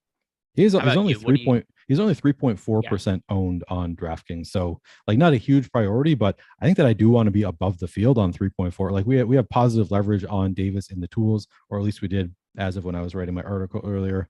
I think that Davis certainly has upside. Like he would have shocked us really if Davis put up 70 fantasy points. Obviously less likely with LeBron available, but it's within his range of outcomes for sure. If he's going to be 3% owned, we've got him optimal 5% of the time at 3.4% ownership. I think it makes sense to be above the field on Anthony Davis. He's probably not making it into a single entry lineup formula. He's probably not one of the first players into my lineup, but if you're playing 20 lineups, throw in a couple, I think that makes sense. Yeah, that's how I see it as well. But once again, single entry, not somebody I would be prioritizing, particularly when I think we probably want to have some of that salary flexibility available to us. The next question, actually, let's go over to the super chats. We've got some of those that are coming. And also, guys, don't forget, we're sponsored by So Rare tonight. If you guys haven't checked out So Rare yet, when you sign up using our link, you're going to get 1 limited card for free after making 5 limited card purchases. You can also play So Rare for free. It's a really fun game. And in the post-lock show, Neil and I, we're going to be talking about, whatever is happening with the games in terms of lineups, who's ruled in, who's ruled out, especially keeping an eye on the Warriors. But also, if we have time, we're going to try to build out some So Rare lineups, or maybe at the very least, we'll look at our projections and try to highlight some of the better projected So Rare plays for the upcoming slate. Some super chats now. The next one here, scroll back to make sure I don't miss any. All right, super chat from Jorge. Favorite leverage play, favorite chalk play, and who is our favorite of Giannis, Doncic, and Jokic? So let's do this in a couple of different ways. And I know that Jorge plays on DraftKings. It's going to be a DraftKings question here, Neil. Who's your favorite leverage play on DraftKings tonight? Favorite leverage play. It's so hard for me to do this for NBA as opposed to when I do these live before lock for NFL Showdown. It's so easy to find leverage plays. It's a lot harder for NBA because everything changes so much based on the news. But let me see if I can find some. I have one, by the way. Okay. It's going to depend a little bit if Zaire Williams is out, and not this is the most likely scenario, but if Santi Aldama fails as the most popular play on the slate, it's probably because Brandon Clark gets some minutes over him. So I think Brandon Clark is somebody who, just by the definition of leverage, Aldama is really popular, and I think that Brandon Clark is somebody who certainly has some ceiling here, where the matchup against the Cleveland Cavaliers, a bigger team, we're going to have to see bigger lineups for Memphis. Not the most likely scenario, but once again, we're talking about leverage play. Somebody who's 2% owned, if he plays well, the starter Santi Aldama, who's 40% owned, probably fails. So Brandon Clark is the leverage play for me. Favorite chalk play on the slate? Favorite chalk play. Well, first I'm going to say I'll throw Ricky Rubio. Actually looks good in our tools. And this hasn't updated yet for Karis LeVert being out. Of course, he might not be such leverage because maybe everybody else will go to some Ricky Rubio as well. But I do really like Ricky Rubio as a low-owned leverage play at the moment, at least. Favorite chalk play. Favorite chalk play. So, I mean, I still do think that Aldama, with that said, I still think Aldama is a strong chalk option. For DraftKings, though, probably overall my favorite chalk play is Jimmy Butler today. Jimmy Butler or Hero. I think both of them are really I'm getting to a ton of both of those guys as well. I also really like Jarrett Allen. Doesn't really pop from a projection standpoint. Like he projects well from a projection standpoint, but not like incredible. But we've got both Steven Adams and Jaren Jackson Jr. out. So those are probably the two of the best defenders, at least for the Grizzlies. So now Jarrett Allen going up against these Grizzlies backup bigs. Pretty interesting to me. Obviously I do think that Xavier Tillman, a pretty good defender, but he's only 6'8", probably going to struggle a little bit, could get into foul trouble. So I think that Jarrett Allen at 6,300, I think just like in a vacuum, 6,300 is a great price tag for Jarrett Allen. And then you throw him against some of these backup bigs, he becomes very interesting to me. And Yeah. Evan Mobley, I'd say, is kind of the same thing. But Jarrett Allen, I mean, he's 20% owned, not like extremely chalky, but somewhat chalky there. And then the last part of Jorge's question, Giannis, Doncic, and Jokic, of those, who is our favorite tonight? It is Jokic for me today. Yeah, it is a tough question for me. I think. All right, so Doncic's only point guard. Giannis's power forward eligibility is somewhat interesting. Yeah, it's probably Jokic. Nah, but Jokic is projected for 32% ownership. We have Giannis at just 7% ownership. It might be Giannis if that's 7% owned is really low for. So here's what's tricky about it. I have the most Jokic of all three of those guys. I'm also underweight to all three of them. Yeah, that makes sense. I'm getting a ton of as we said, those Miami guys. Like it's hard to play all the studs, and also we've just got a lot of good mid-range value. So I think I'm going to be underweight to all three also. So like some of the guys that I'm getting the most of right now, and by the way, because I've got some lineups updated, like Donovan Mitchell, Darius Garland. I think both of them look better without Karis LeVert. We talked about Jimmy Butler and Tyler Hero before. So I'm not spending all the way up all that frequently today, at least as of now. That would change if the Warriors guys were rolled out shortly, because then there's just so much value that it'd be easier to get up to them. But at least as of now, the players I'm liking the best are like those upper mid-range guys. That's where I'm spending more of my salary cap, not all the way up to the most expensive guys. It seems like it's the same for you. Yeah, it is. It is currently the same for me. I do have some. I mean, I think that Doncic is going to go a little bit under owned just because he's so much more expensive than Jokic, and Giannis he's more expensive than Giannis. I don't know. They're all certainly interesting plays. I'm getting to 72% Jokic right now, which I don't love. I'm definitely going to be cutting back on my Jokic exposure. Yeah, I don't have a really strong take here. I have a little bit of concern with Joker. If we do get Curry and Draymond out, I do think that we have a real shot at some potential blowout here. But I don't want to factor in the blowout too much. I also like Kawhi and Paul George. I might kind of try to correlate some Giannis versus Kawhi or Paul George. So yeah, I think I'm going to go with Luka here, but I don't have a real strong take. Yeah, like I said, I have the most Jokic. I'm underweight to all three of them at the moment, though. So hard for me to say that any of them are a priority relative to what the ownership is of those guys. The next question, by the way, if you guys haven't done it yet, do us a favor, like the video, subscribe to the YouTube channel. Jake Lewis, Rick Rubio is so bad at basketball. If I were playing 1,000 lineups, he wouldn't make the cut. Come on, Greg. I came in like, I don't know, 18th or something like that in the $15 the other day with a Ricky Rubio lineup. He's cheap. By the way, how many guys that are close to min price are great basketball players, right? It's not like there's that many. And it's like, all right, who are the other? So who's had a better career, Ricky Rubio or Santi Aldama? Aldama's the better DFS play today, but is he a better real life player than Ricky Rubio? Probably not.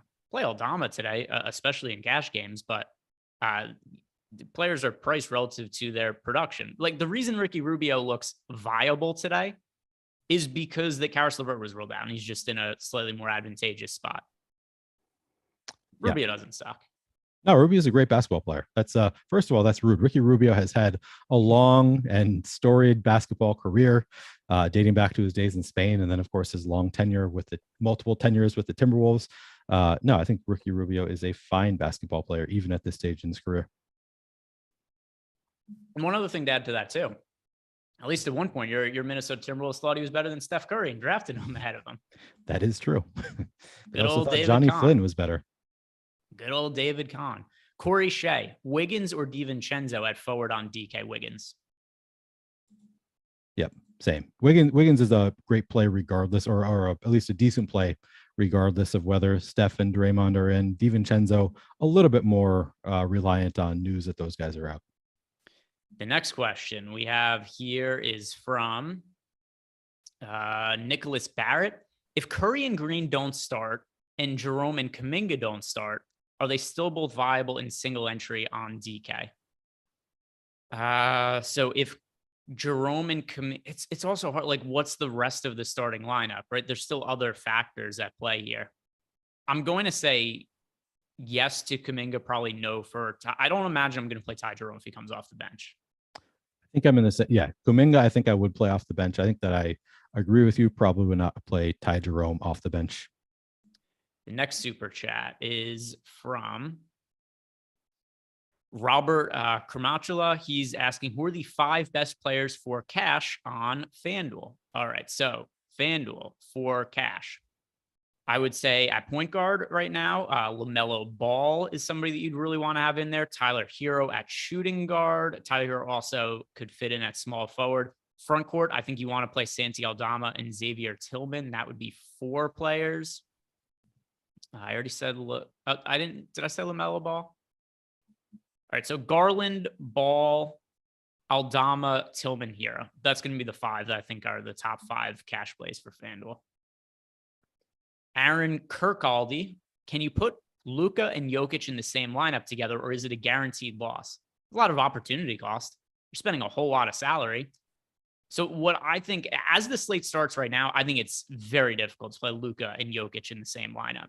What you need to happen is some of those Warriors guys to get ruled out. He's saying with Rui, Wiggins, Tillman, Martin, Grimes, Mitchell, and Rubio, thanks for all you do. It's not a lineup I love right now. Yeah, it would be fine to play them together if we get Steph and Draymond out. Otherwise, it's going to be really tough. Yeah. But if you want to take that risk, like if you want to just go in taking the risk, knowing that it is a risk, I think that's fine. Yeah, I think that's the way you. So here he's playing Rui. I wouldn't play Rui in that lineup. You want to give yourself more flexibility, right? You don't want to be playing Rui in the first game of the slate if you're trying to build a Luka Jokic lineup, right? Because you're trying to optimize for the Warriors guys to get ruled out. So I wouldn't play anybody from the first game. Yeah, but that's how I go about doing it. But still, I think there's a lot of opportunity cost there. Sam Cassell Dance asking us, is 250 projection too low for DraftKings? If you're just playing one lineup, that is well below my best projected lineups. I know we don't usually say like aim for a certain score, but if I was building a single entry lineup, I would not enter one that's projected for 250 points. Agreed. Unless it's like projecting low because you want to put Kuminga in there, or like some of these Warriors guys who don't project well currently, and it's going to project better if they do start, then maybe it's okay. But generally, yeah, if it's just like looking at a lineup that's not expecting major change, I would not play that in single entry. Yeah, so it looks like we are on the same page with that. I want to run my lineups one more time here. How are you doing on your lineups, Neil? I don't love them right now, but I am making progress. I could submit them. Looks like Dean Wade. I'm getting a ton of Dean Wade. We really, earlier, it looked like we had such great value. Now, even with projection of 16.75, I'm getting to 43% Dean Wade. I'm going to be cutting back on that. Yeah, the one that I'm getting an uncomfortable amount of from the Cavaliers is Isaac Okoro. I'm also going to be cutting back on that. I'm just not going to mess around with it until after lock, because that's not one of the first games that starts on the slate. So I feel like I could hold back a little bit before I it's a second game, I believe. It's a half an hour after. Oh shit, we only have 8 minutes. All right, I better goes fast. Better make sure I cut back a little bit. It goes fast. By the way, if you guys want access to all the tools that we have here over at Stokastic.com, got a new coupon code. You get 50% off any tools package that you want when you sign up for the first time. We've got our lineup generator, which already is very cheap, only costs you less than $10. So then you factor in that coupon code. You're only getting that for a few dollars, get access to it for a week. The best way to help you build your lineups, but also if you want a Stokastic Plus Platinum package, your first week, 50% off using the new coupon code that we have. You can find that below in the comment section, below the YouTube page. I always say comment section, I realize, or in the pinned comments, that I don't know that most people even know what it is. It's hard to find stuff somewhere, but also Jordan will be throwing that into the YouTube chat, so you guys could find that as well. Question here from JEW, Aldama and Hero or a contrarian Clark Tillman? I still have to say Aldama and Hero for a single entry there. Yeah, same. Yeah, pretty confidently there for me. Let me pull these lineups out so I have something good to go. Do we have more questions in Discord? No, we do not. So let's go through some of our most rostered players, Neil, as my lineups are updating right now. And if you want, why don't you read off your top rostered players for DraftKings, and I'll do it for FanDuel. Yeah, so DraftKings, I'm getting a ton of Oh, Tyler actually, Harrow. sorry. Let's do it position by position though. So just start at point guard, and then Yep. I'll go point guard. We kind of go back and forth. So currently, I'll be telling you what I'm adjusting as I'm doing. So currently, I'm getting to a ton. Tyler Harrow, my number one point guard. I'm okay with that. I like Tyler Harrow quite a bit. It's a really low scoring matchup, but he's just with Victor Oladipo out. He's expected to play a couple extra minutes, and the price is just right on Tyler Harrow. I'm getting to actually a ton of Ricky Rubio right now, an uncomfortable amount. I think I'm going to cut back a little bit. Currently, I have over 50%. I don't want over 50% Ricky Rubio. I also get a lot of Ty Jerome because I have given him a good boost with the expectation that he does get the start, or that if he doesn't, I could pivot to Moses Moody or whoever does get the start there. Also getting a good amount of Darius Garland, Donovan Mitchell at point guard. Shooting guard, again, it's Tyler Harrow, Donovan Mitchell, Jordan Poole, because I gave him that boost as well. I'm getting to a good amount of Gabe Vincent. Interestingly, I'm getting to 11%, not a huge amount, but getting to some Gabe Vincent. Small forward, Andrew Wiggins. Again, I gave him that bump with the expectation that Draymond and Curry might be out. I'm getting to still a lot of Dean Wade. I'm getting to 38% right now. I'm going to cut back on that a little bit more. Getting to 28% Neesmith, which I think I'm okay with that. And then Patrick Williams, I actually like quite a bit. I think I might actually give Patrick Williams a little bit of a boost, get him closer to 25. All right. 30%. We got just news out of left field. Jalen Brunson ruled out today. Ooh, that's exciting. So that I love late news. Okay. Yeah, so this IQ came quickly. absolutely out of nowhere that Jalen Brunson has been ruled out. So here's the good thing. I'm not playing a ton of the first game of the slate, so I don't feel like I have to make any adjustments like immediately for the Knicks here. So I'm going to update it. I don't think I'm going to be able to get this update in before lock, but it's also not going to have a massive impact on my lineups. Jalen Brunson was a player who I thought was viable in large field tournaments. Obviously not now. Let me look at what some of the numbers look like for the Knicks with Jalen Brunson off the court, because one of these scenarios I didn't do any research for ahead of time because I didn't think there was any sort of expectation that Jalen Brunson could. So I'm immediately putting in a big boost to Emmanuel quickly, just expecting a big boost in playing time, and we can adjust after lock for, after we get a little bit more information. So the Knicks here, I expect quickly will move into the starting lineup. And do you have his price point in front of you? I didn't even think to look at what his salary was earlier in the day. 52. What was it? I had it just a second ago. He is 5,400. That's still a price point that I have no issue with. We've seen him move into the starting lineup. So before we saw the big boost for quickly, I believe it was when RJ Barrett was out. That was 3 weeks ago or so, and he really did well in that spot. Now with Brunson being out, I do expect quickly he's going to be the guy who starts. And then as soon as I get this run of lineups done, I'm going to pull open some of the on-off court numbers. But just common sense would say to me, RJ Barrett is somebody who I didn't really like before that I will probably like now. Julius Randle is somebody who, although Randle's still really expensive, but at the very least, he goes from somebody I wasn't considering at all to somebody who I'd have probably in at least some lineups. But I agree with you. The number one guy that's going to benefit the most from this is quickly. That's the guy that's going to be the biggest priority in lieu of Jalen Brunson being out. I expect quickly to start. I expect quickly to play big minutes, and quickly is a really good fantasy producer when he gets on the court. We got some questions really quick in Discord. Any Osmond love with LeVert out? No real love. And then Dr. 2-inch, favorite contrarian pay up on DraftKings. Now it's probably Julius Randle. Yeah, Randle definitely becomes interesting. Of course, we got this news in time that people might be adjusting, but I guess we have until just half hour after, so it is coming up pretty quickly. Julius Randle definitely up there. I do think that Anthony Davis is an interesting pay up. Yeah, I think I like your call of Julius Randle though. Yeah, I mean Randle. So the other thing too is think about the players that we already said we like, Neil. Right? We've talked about we like Hero. We said we like Jimmy Butler. We're getting extra correlation now. I'm going to be stacking. I think so. It's funny. As of 10 minutes ago, I want to try to reserve lineup spots for the Warriors situation. Now I think I'm probably going to end up with a good amount of Knicks Heat stacks just based on what the pricing is. It makes a lot of sense for correlation purposes.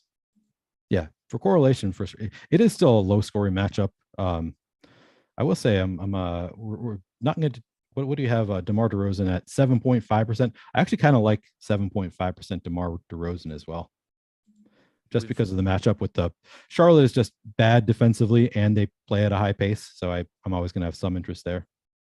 Really quick super chat here from Corey Shea. Last guard in, Dante, Schroeder quickly or Hayward quickly now. Yep. All right, let's update some of these lineups now so we got a minute to go until lock. Neil and I, we're still planning on going over some so rare stuff, but obviously right now the main focus is just going to have to be this Knicks situation, getting lineups updated for that. And we got a little bit of wiggle room. There's only one game that locks at 7. This would have been a disaster if there was like 5 games that locked at 7, because then it would be like, oh, this fucks everything. Yeah. But one game that I didn't have a crazy amount of exposure to, it's a little more relaxed. But Jalen Brunson out for the Knicks, and reading off some of these usage numbers and fantasy point totals for the Knicks this year. Per 36 minutes, Julius Randle this year, 56 fantasy points for DraftKings purposes per 36 minutes without Jalen Brunson. Over on FanDuel, that comes out to 52.3 fantasy points per 36 minutes for Julius Randle. Leads the Knicks with a 32% usage rate. Sans Brunson on the court. RJ Barrett, 30% usage rate, but only about a fantasy point per minute. So 36 fantasy points per 36 minutes for Barrett. That's for DraftKings. FanDuel, he's at 33.5. Now, quickly, we're talking about him, the guy who is going to be more of a priority for us. Quickly, 24% usage rate and scores 37 FanDuel points per 36 minutes without Brunson, 38 DraftKings points per 36 minutes without Brunson. Over a fantasy point per minute for Manuel Quickly. We know what Thibodeau does in these scenarios also. He generally just plays his starters really big minutes. I think Quickly plays a ton, and based on what we're seeing here over a fantasy point per minute, I think that he is somebody that we should absolutely prioritize. Yeah. Same page. And I agree with you on RJ Barrett as well. Becomes an interesting play. Just his minutes have been down. Now I would expect RJ Barrett to get closer to, that like 36 to 38 minute potential range. Somebody I was not playing a ton of. I think I'm going to be playing some. By the way, we had some other super chats that came in here that I don't know why I missed them here. So Michael McKinney, we actually did go over my favorite FanDuel cash plays. I could do it again though. So favorite FanDuel cash plays. Garland, it was Garland, LaMelo, Hero, Aldama, and Tillman. But thank you for the super chat. We do appreciate it. Cyber Real Estate, I have Patrick Mahomes over 0.5 passing yards, but will LeBron have that Tom Brady longevity for over 45.5 points, rebounds, and assists on Prize Picks today? You still got a couple minutes until that locks. Let me see. Where do I have LeBron projected for? Over under 45.5. So LeBron, that's a very fair line. I would stay away from that one. Cyber Real Estate. I think there's better things there. Legarian and Bridgewater, DK position by position exposure. So we could update this. Well, I still have to update give me like a second to update for Brunson being out. And then I think we could have a better idea of, at least for me, who I have the most exposure to on DraftKings. Have you updated for the Knicks or still working on it? I mean, we've got half an hour, so I've done an update. I'll update again now that once we have projections. Do we have new projections? So I am working through this as well right now. I know for sure I'm going to be getting to a lot of Knicks guys now. Yeah, Julius Randle's projection bumped up. I had given him a projection boost to like 50.4 or something, and his projection just came in at 52.5 at 10,000. That's a really good price for Julius Randle with a 52.5 projection. Yeah, and I have him at, I'm rerunning my lineups right now for the Knicks. I have him at 52.8 on DraftKings. So once again, somebody that I do think that we should be getting to, although I don't really think outside of Barrett, Randall, Quickly, there's no other Knicks that I'm going to be prioritizing from this news. I like all three of those guys a bunch, but like I'm not taking Quentin Grimes is more expensive now. I'm not going to be taking shots on him. I'm not looking at Jericho Sims or Evan Fournier or anybody who might jump into the Knicks rotation. I think I'm just looking at Randall, Brunson, Barrett. Randall, Barrett, Quickly in the absence of Brunson. Is that what it's probably looking like for you as well? I believe so. I mean, it obviously depends on the starting lineup, but I think we can assume that Quickly's going to get the start. So yeah, assuming that Quickly's getting the start.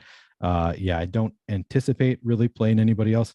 Man, Miles McBride is suddenly projecting really well for us. We've got him. He's at the min price 18.55 projection. I'm wondering if I haven't run a crunch since we got these updated projections, but I'm wondering if I might get some of that. I mean, you could do worse as a punt play, but he's such a bad fantasy producer that it's hard for me to ever get there. He's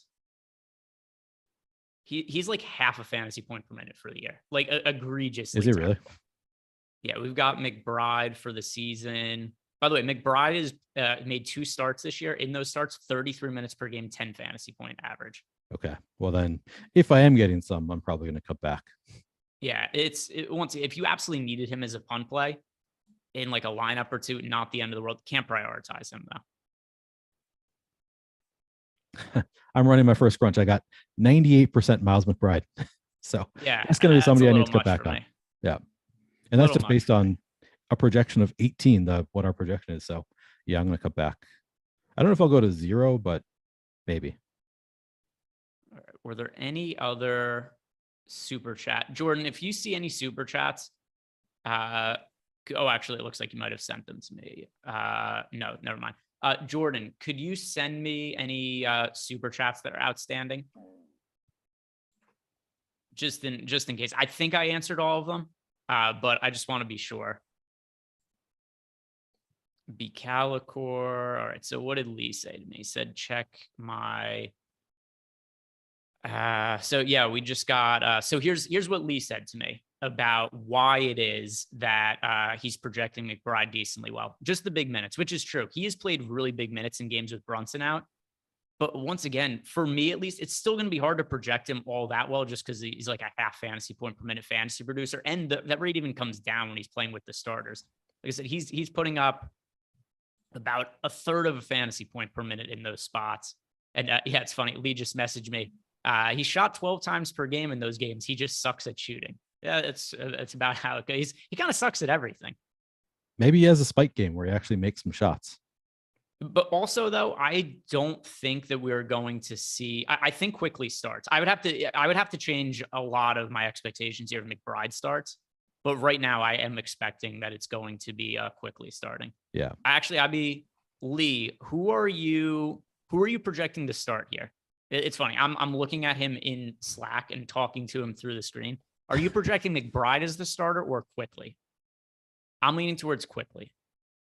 But we'll see what Lee says. But we just got the all-star reserves as well. Let's see. Please tell me yes, Halliburton made it. All right. Just to read this off because this is of interest to some people. Eastern Conference All-Star Reserves: Bam Adebayo, Jaylen Brown, DeMar DeRozan, Joel Embiid, Tyrese Halliburton, Drew Holiday, Julius Randle. I'm very happy Halliburton made it. Did you have money on it? No, but I have him. I just like him a lot. Okay. Yeah, I like Halliburton. Yeah, Lee said that McBride started 2 of 3 of the last games that Brunson was out, which, yeah, I do remember that. But I also think that those were games Barrett was out as well, if I'm not mistaken. Let me refresh this and go look. So the last time we saw McBride start for the Knicks, the starting lineup was, yeah, so here's why I don't think McBride starts. Those games that he started, both Brunson and Barrett were both out. I think Quickly starts and McBride still comes off the bench. That's just my guess for today anyway. I would guess the same thing. But we should know relatively quickly, right? I mean, no pun intended there. Oh, Jaren Jackson officially ruled out. We kind of anticipated that. But we should know. Zaire Williams is available. Zaire Williams available to play. Jaren Jackson Jr. ruled out. So Zaire Williams playing. It's not going to impact anything really significantly. If he was ruled out, I would have liked Tillman, Aldama even more. But as things stand now, it's not really going to change anything in terms of what I'm currently looking at. Yeah, people asking in chat, Jalen Brunson out today. Jalen Brunson is not going to be playing. Super chat from Jake Lindland.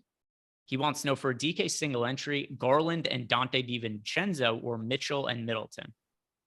I'll say Garland and DiVincenzo just on the chance we get those Warriors guys rolled out. If not, you can make some pivots later in the day. And by the way, also, Middleton is somebody who I think is just difficult to play given his current minutes restrictions. But Neil, Garland and Dante DiVincenzo or Mitchell and Middleton? Yeah, it's the former for me as well. I will say Middleton played 20 minutes in the most recent game for the Bucks. Like, would it be that shocking if he gets up to like 24 minutes today? I think we've got him projected below 20, but I think there's some chance that he continues trending upwards. What do we have? Oh, we were projected for 19.32. So we have him projected right around where he played the last game. I don't know. I could see Middleton in what should be a competitive game play as much as like 24 minutes, in which case he would become sort of interesting. Well, we project him for what, like 26 or so fantasy points in that case, and he becomes somebody in play. So it's a closer question, I think, for me, but I think I still agree with you on the former. And all right, we did answer all these super chats. So, all right, didn't miss any of those. By the way, a weird thing, Michael McKinney. I mean, somebody else asked the FanDuel cash question. For whatever reason, your super chat never showed up in our list of super chats. Jordan just sent me the full list of all of them, and it just wasn't in there. I don't know why, but for whatever reason, it didn't show up on our end. I already answered it because he asked the same super chat, so I know what it is. He asked for favorite FanDuel cash plays. I was just about to blame Jordan, and then he came in here with the voice of God, and now I'm like a little bit scared. I don't really want to. Yeah. He could beat us up. He's much stronger than us. You don't mess with Jordan. Plus, I mean, he's a black belt in Taekwondo. Is he really? Yeah. He trains with 6-year-olds after school on Tuesdays. I bet he kicks their ass. I hope he does. Yeah, I mean, it's good for your confidence. Did you ever do any like that karate growing up? No. Did you? No, not at all. I wish I did. Now I wish I did like jujitsu when I was younger. Now I'm scared of hurting myself. Jordan points out that you're being racist, saying that he does karate, taekwondo. No, I'm telling the facts. You did. You go to one Louis C.K. show and come back racist. Exactly. Which, by the way, Louis C.K. show. I was there in New York City. 21,000 seats at Madison Square Garden. Not a single empty seat in the entire place. Really? So, he was doing big business, and the tickets were like $200 each. Damn. Super chat from Douglas Bowman.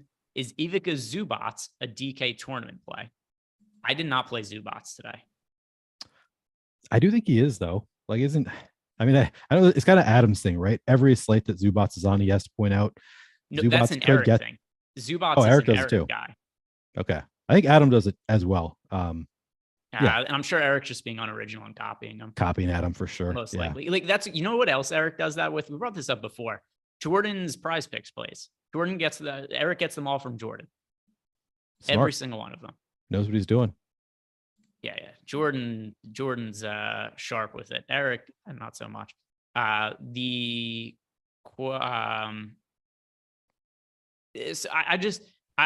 think that there are, number one, better value options today. And then I think there's going to be other ones that potentially open up with the Warriors being ruled out. So I'm not playing Zubats. Is he somebody that you're rostering much of? I actually had 0% when we got the question, and I have now given him a boost to get to 6%. I will say this: if you do prepare for Warriors guys being out and some of those values opening up, and then that's not the case, Zubac seems like a relatively decent value on one of those later games that you could pivot to make kind of an interesting lineup. Like, I think that he's a good enough play that if you're in a pickle where Steph and Draymond end up playing and you were preparing for them to be out, he might be somebody. He's clearly not as good of a value as those guys, but like if you go from like a star scrubs to a middling kind of lineup, I think that he's somebody that I would consider there.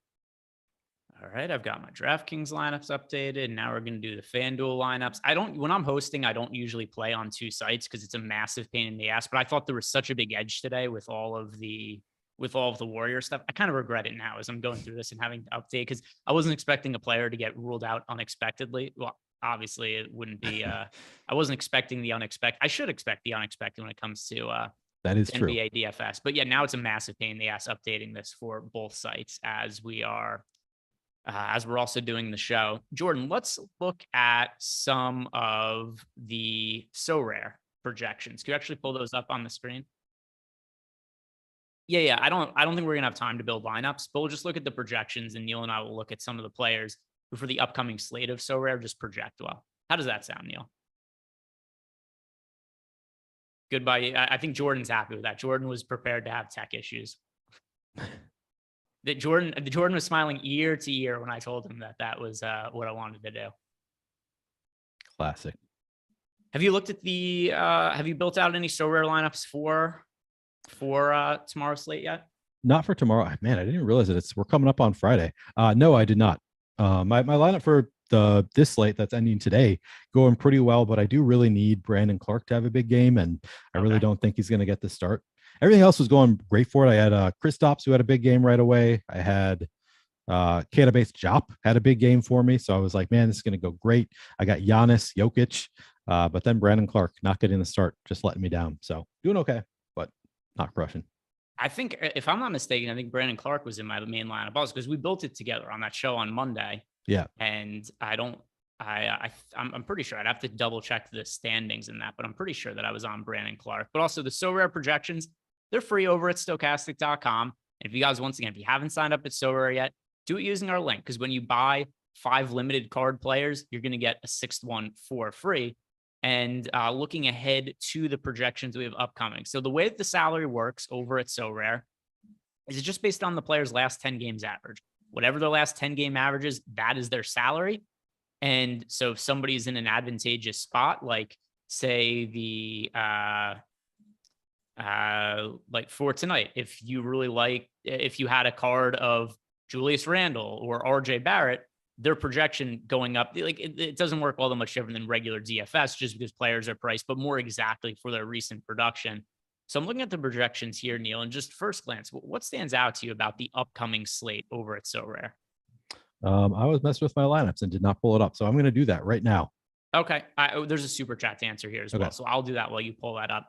Cloud LLC, I have a 2-2 stack, Cleveland, Memphis, Mitchell or Levine for DKGPP. I prefer Donovan Mitchell today to Zach Levine. I think Donovan Mitchell projects better. I do have a lot of interest in Zach Levine just because of the matchup, but there's a lot of mouths to feed in Chicago. So I think that I'm with you. I think that I have a slight lean towards Donovan Mitchell if you can only play one of them. We've got Mitchell projected for 43.58, Levine at 41.21. So just in a vacuum, Mitchell projects a couple points better. I think that's probably the smarter play. But Levine does have obviously upside in this matchup with Charlotte. And I guess we could also circle, because I have all my lineups updated now, just uploading them into DraftKings, uploading them into FanDuel. Let's go back and forth position by position, just with our latest updates, and do it FanDuel, DraftKings. You could do it for DK. I'll do it for FanDuel. Who do we end up with as our most exposed player? So you go first, Neil. You say your most exposed point guards on DK. I'll go for my FanDuel point guards. Then I'll go to you for DraftKings shooting guards. But for you, point guards on FanDuel, who are the players you have the most exposure to? Yeah, so currently it's still Tyler Hero, number 1. Ty Jerome, I gave him a pretty big boost, hoping that he's going to get the start later. Emmanuel quickly now I'm getting a ton of, and then Jordan Poole, Ricky Rubio, Darius Garland behind them.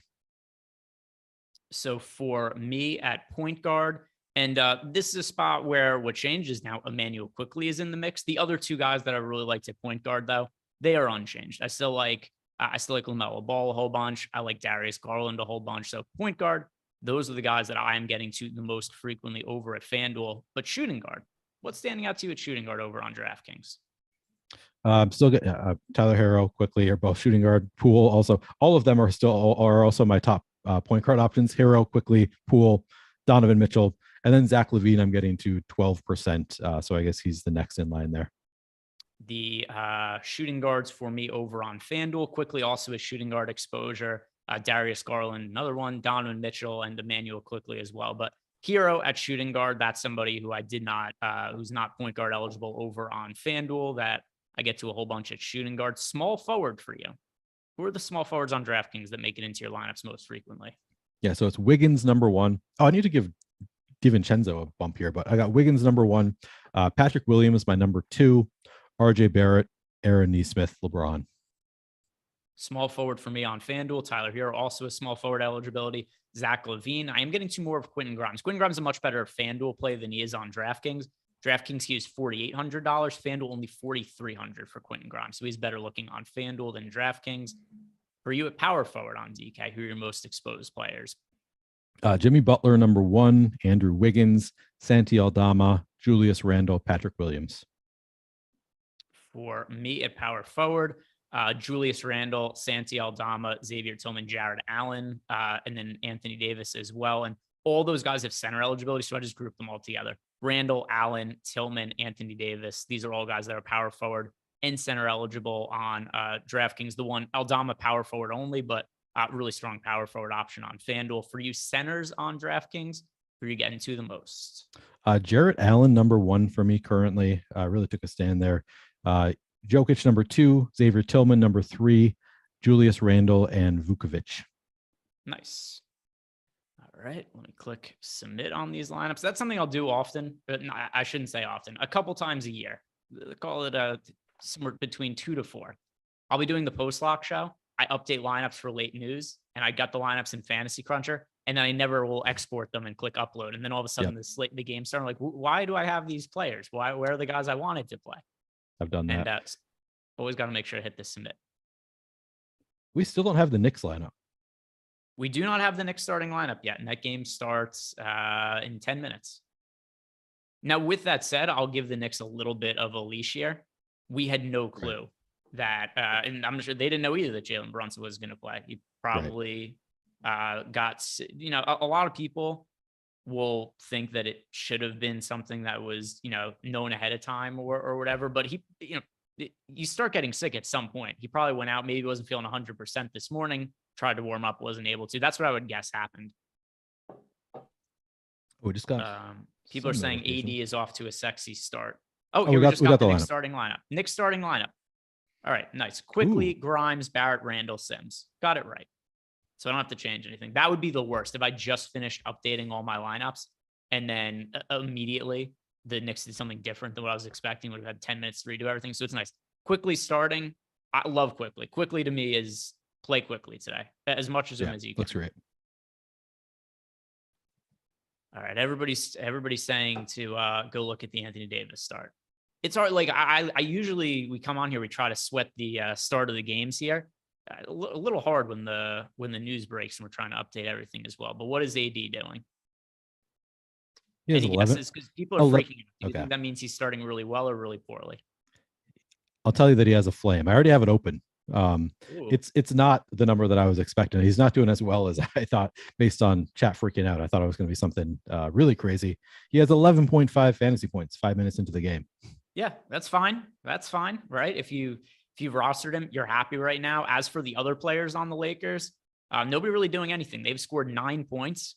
Anthony Davis has accounted for 7 of them. And then over on the other side of the game for the Pacers, we've got a pretty good start for Tyrese Halliburton. First game back for him after a little bit of an absence, dealing with both elbow and knee issues. 5 points, a rebound, and an assist. Not exactly sure what his minutes are going to look like, but either way, pretty good start for him. Aaron Nesmith is off to a little bit of a slow start, and he ended up being what are the owner? Do you know what the ownership actually ended up? 15.34% in the big one. He now has 5 fantasy points 6 minutes into the game. So that's actually he's doing okay, just under a fantasy point per minute. Yep, not bad there for Aaron Nesmith. He must have just done something because I pulled out the stats and he only had 1 assist. Yeah. That's okay, what it is. that makes sense. That'll change everything. All right, what is the super chat situation? Nothing in there. Discord, any questions in Discord? If not, then we could just talk about So Rare and some of our here we go. Dre every day. Would he play Tyler Hero or RJ Barrett on FanDuel? I prefer Tyler Hero.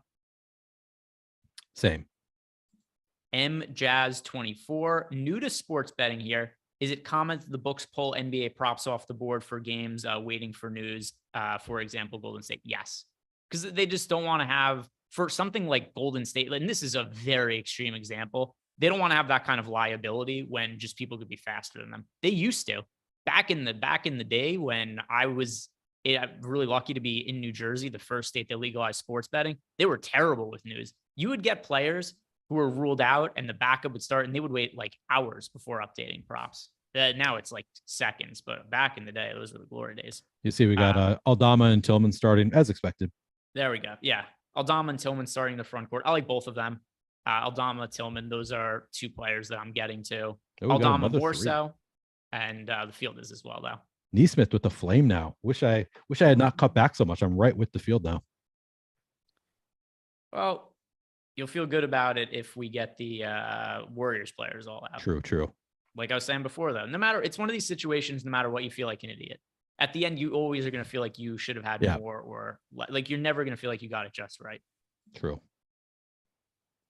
Yeah, Aaron Neesmith is off to start of 6 points and an assist. So he's just hit 2 threes.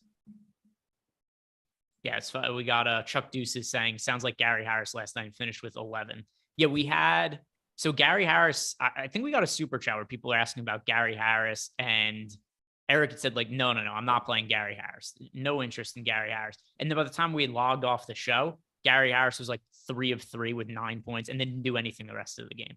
But Eric took a lot of shit for it. Yeah. Which, by the way, that's how it should go. Yeah. Get the call right, but get a lot of shit for it first. Yeah, absolutely. That's my preference. I don't want Eric to leave the show happy ever. Never, ever should that happen. All right, let's look at So Rare now. We've been wanting to do it. We've got a few minutes left. Let's recap some of the So Rare plays. So tomorrow, if you guys aren't familiar with So Rare, they run 2 slates per week and they run over multiple slates. There's Monday through Thursday and there's Friday through Sunday. Now, if you have players that play multiple games, here's how it works. You don't get the accumulated points. You get whatever is their best output of those 2 or 3 games, whatever it may be. So we've got Giannis, for example. He plays 2 games on the upcoming slate. And you would get the highest score of those 2, not necessarily whatever is the total of them. So it matters that somebody has multiple games, but it's not the end all be all. And by the way, in terms of the high end guys, player we've projected for the most fantasy points on the next slate is Giannis. We've actually got him for 64, and we do have it weighted for the amount of games players play and whatnot. So if you guys do have a Giannis card on So Rare, somebody should be prioritizing. He has a cost of only 50. And we've got him projected for 64.4. So Giannis definitely looks like a pay up option there. So we got a super chat in. Jorge says, with Zaire, and what's your stand on Aldama? Aldama's in about half my lineups overall. Yeah, I've got 36% Aldama. Yeah, I think Aldama is definitely somebody to. So I was expecting Zaire. Well, I'm not saying expecting. I had him projected in. If he was out, I would have liked Aldama, Brandon Clark, Tillman even more. But it's not something that just because he's in, I don't think it means you should, pull the string and get off of Zaire Williams. Right. Big boy, Jokic or Luka, Caleb or Trey. I prefer Trey Murphy to Caleb Martin, and I prefer Jokic to Luka Doncic. I mean, point per dollar, Jokic is better. Actually, we now have Joker projected slightly better than Luka. So yeah, looks like the better play. And does that answer the super chat? All right. Yeah, I think we just had those 2. And anyway, getting back to So Rare, any value plays, any guys that are really cheap on So Rare for the upcoming contest, do you think people should be interested in the cards of? Yeah, I mean, so I love just sorting by the value column here. That's the easiest way to figure out who projects a lot better than their last 10 average. Jericho Sims looks great. We've got him starting last 10 average of 13. We have him projected for 29 here. So Jericho Sims looks great. As you said, Giannis looks great, but Aaron Wiggins, we have projected for 26 fantasy points. Last 10 average of 12 looks great. Yeah, so I'd say Jericho Sims, Aaron Wiggins, the priorities as far as real value guys, and then you could go to the Patrick Beverly, Kevin Love look fine if you need to get in some more value. But yeah, I usually just pick from the top of the board here, and that would be Jericho Sims, Aaron Wiggins. We have one other super chat, and then we'll close it out with one more So Rare player that we like as a value for the upcoming slate. This one is from JR. Hero or Barrett for FanDuel Cash Last Minute, and that is Tyler Hero for me. Yep. Cash game Hero. By the way, I think both of them you could consider for cash, but it's one or the other. I prefer Hero. And Ryan Houston, because I know you've been asking me about this in chat, and it's something that I have brought up in other Warriors spots, is that to keep this game streak going for Kevon Looney in the past. There was times where they rest a bunch of guys and Looney would start and only play like 4 minutes. Looney isn't a starter anymore. So with that in mind, it's not anything that I am considering for this. Adam Shea also left us a super chat. Adam said RJ Barrett and Julius Randle, or Patrick Williams and Jokic for cash. I wouldn't play Patrick Williams in cash. So RJ Barrett and Julius Randle. Yeah.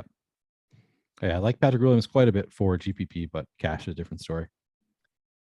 Pretty big lead for the Pacers so far to start, which wow, Tyrese Halliburton, one of the better young point guards in the NBA. So let's find one more value play on So Rare to leave the people with. And I'm going to go with Brandon Clark. So for tonight's slate, I know a lot of us are getting to Tillman. We're playing Aldama. But if we're looking ahead to some other games, it's the upcoming schedule here for Memphis, because we've Clark projected really well. I will say he projected really well this last time too, which is why I played him, and he did not start either game. So we need to make sure that he's not playing against like good offensive bigs. Yeah, let me look at Memphis's upcoming games. Memphis Grizzlies schedule.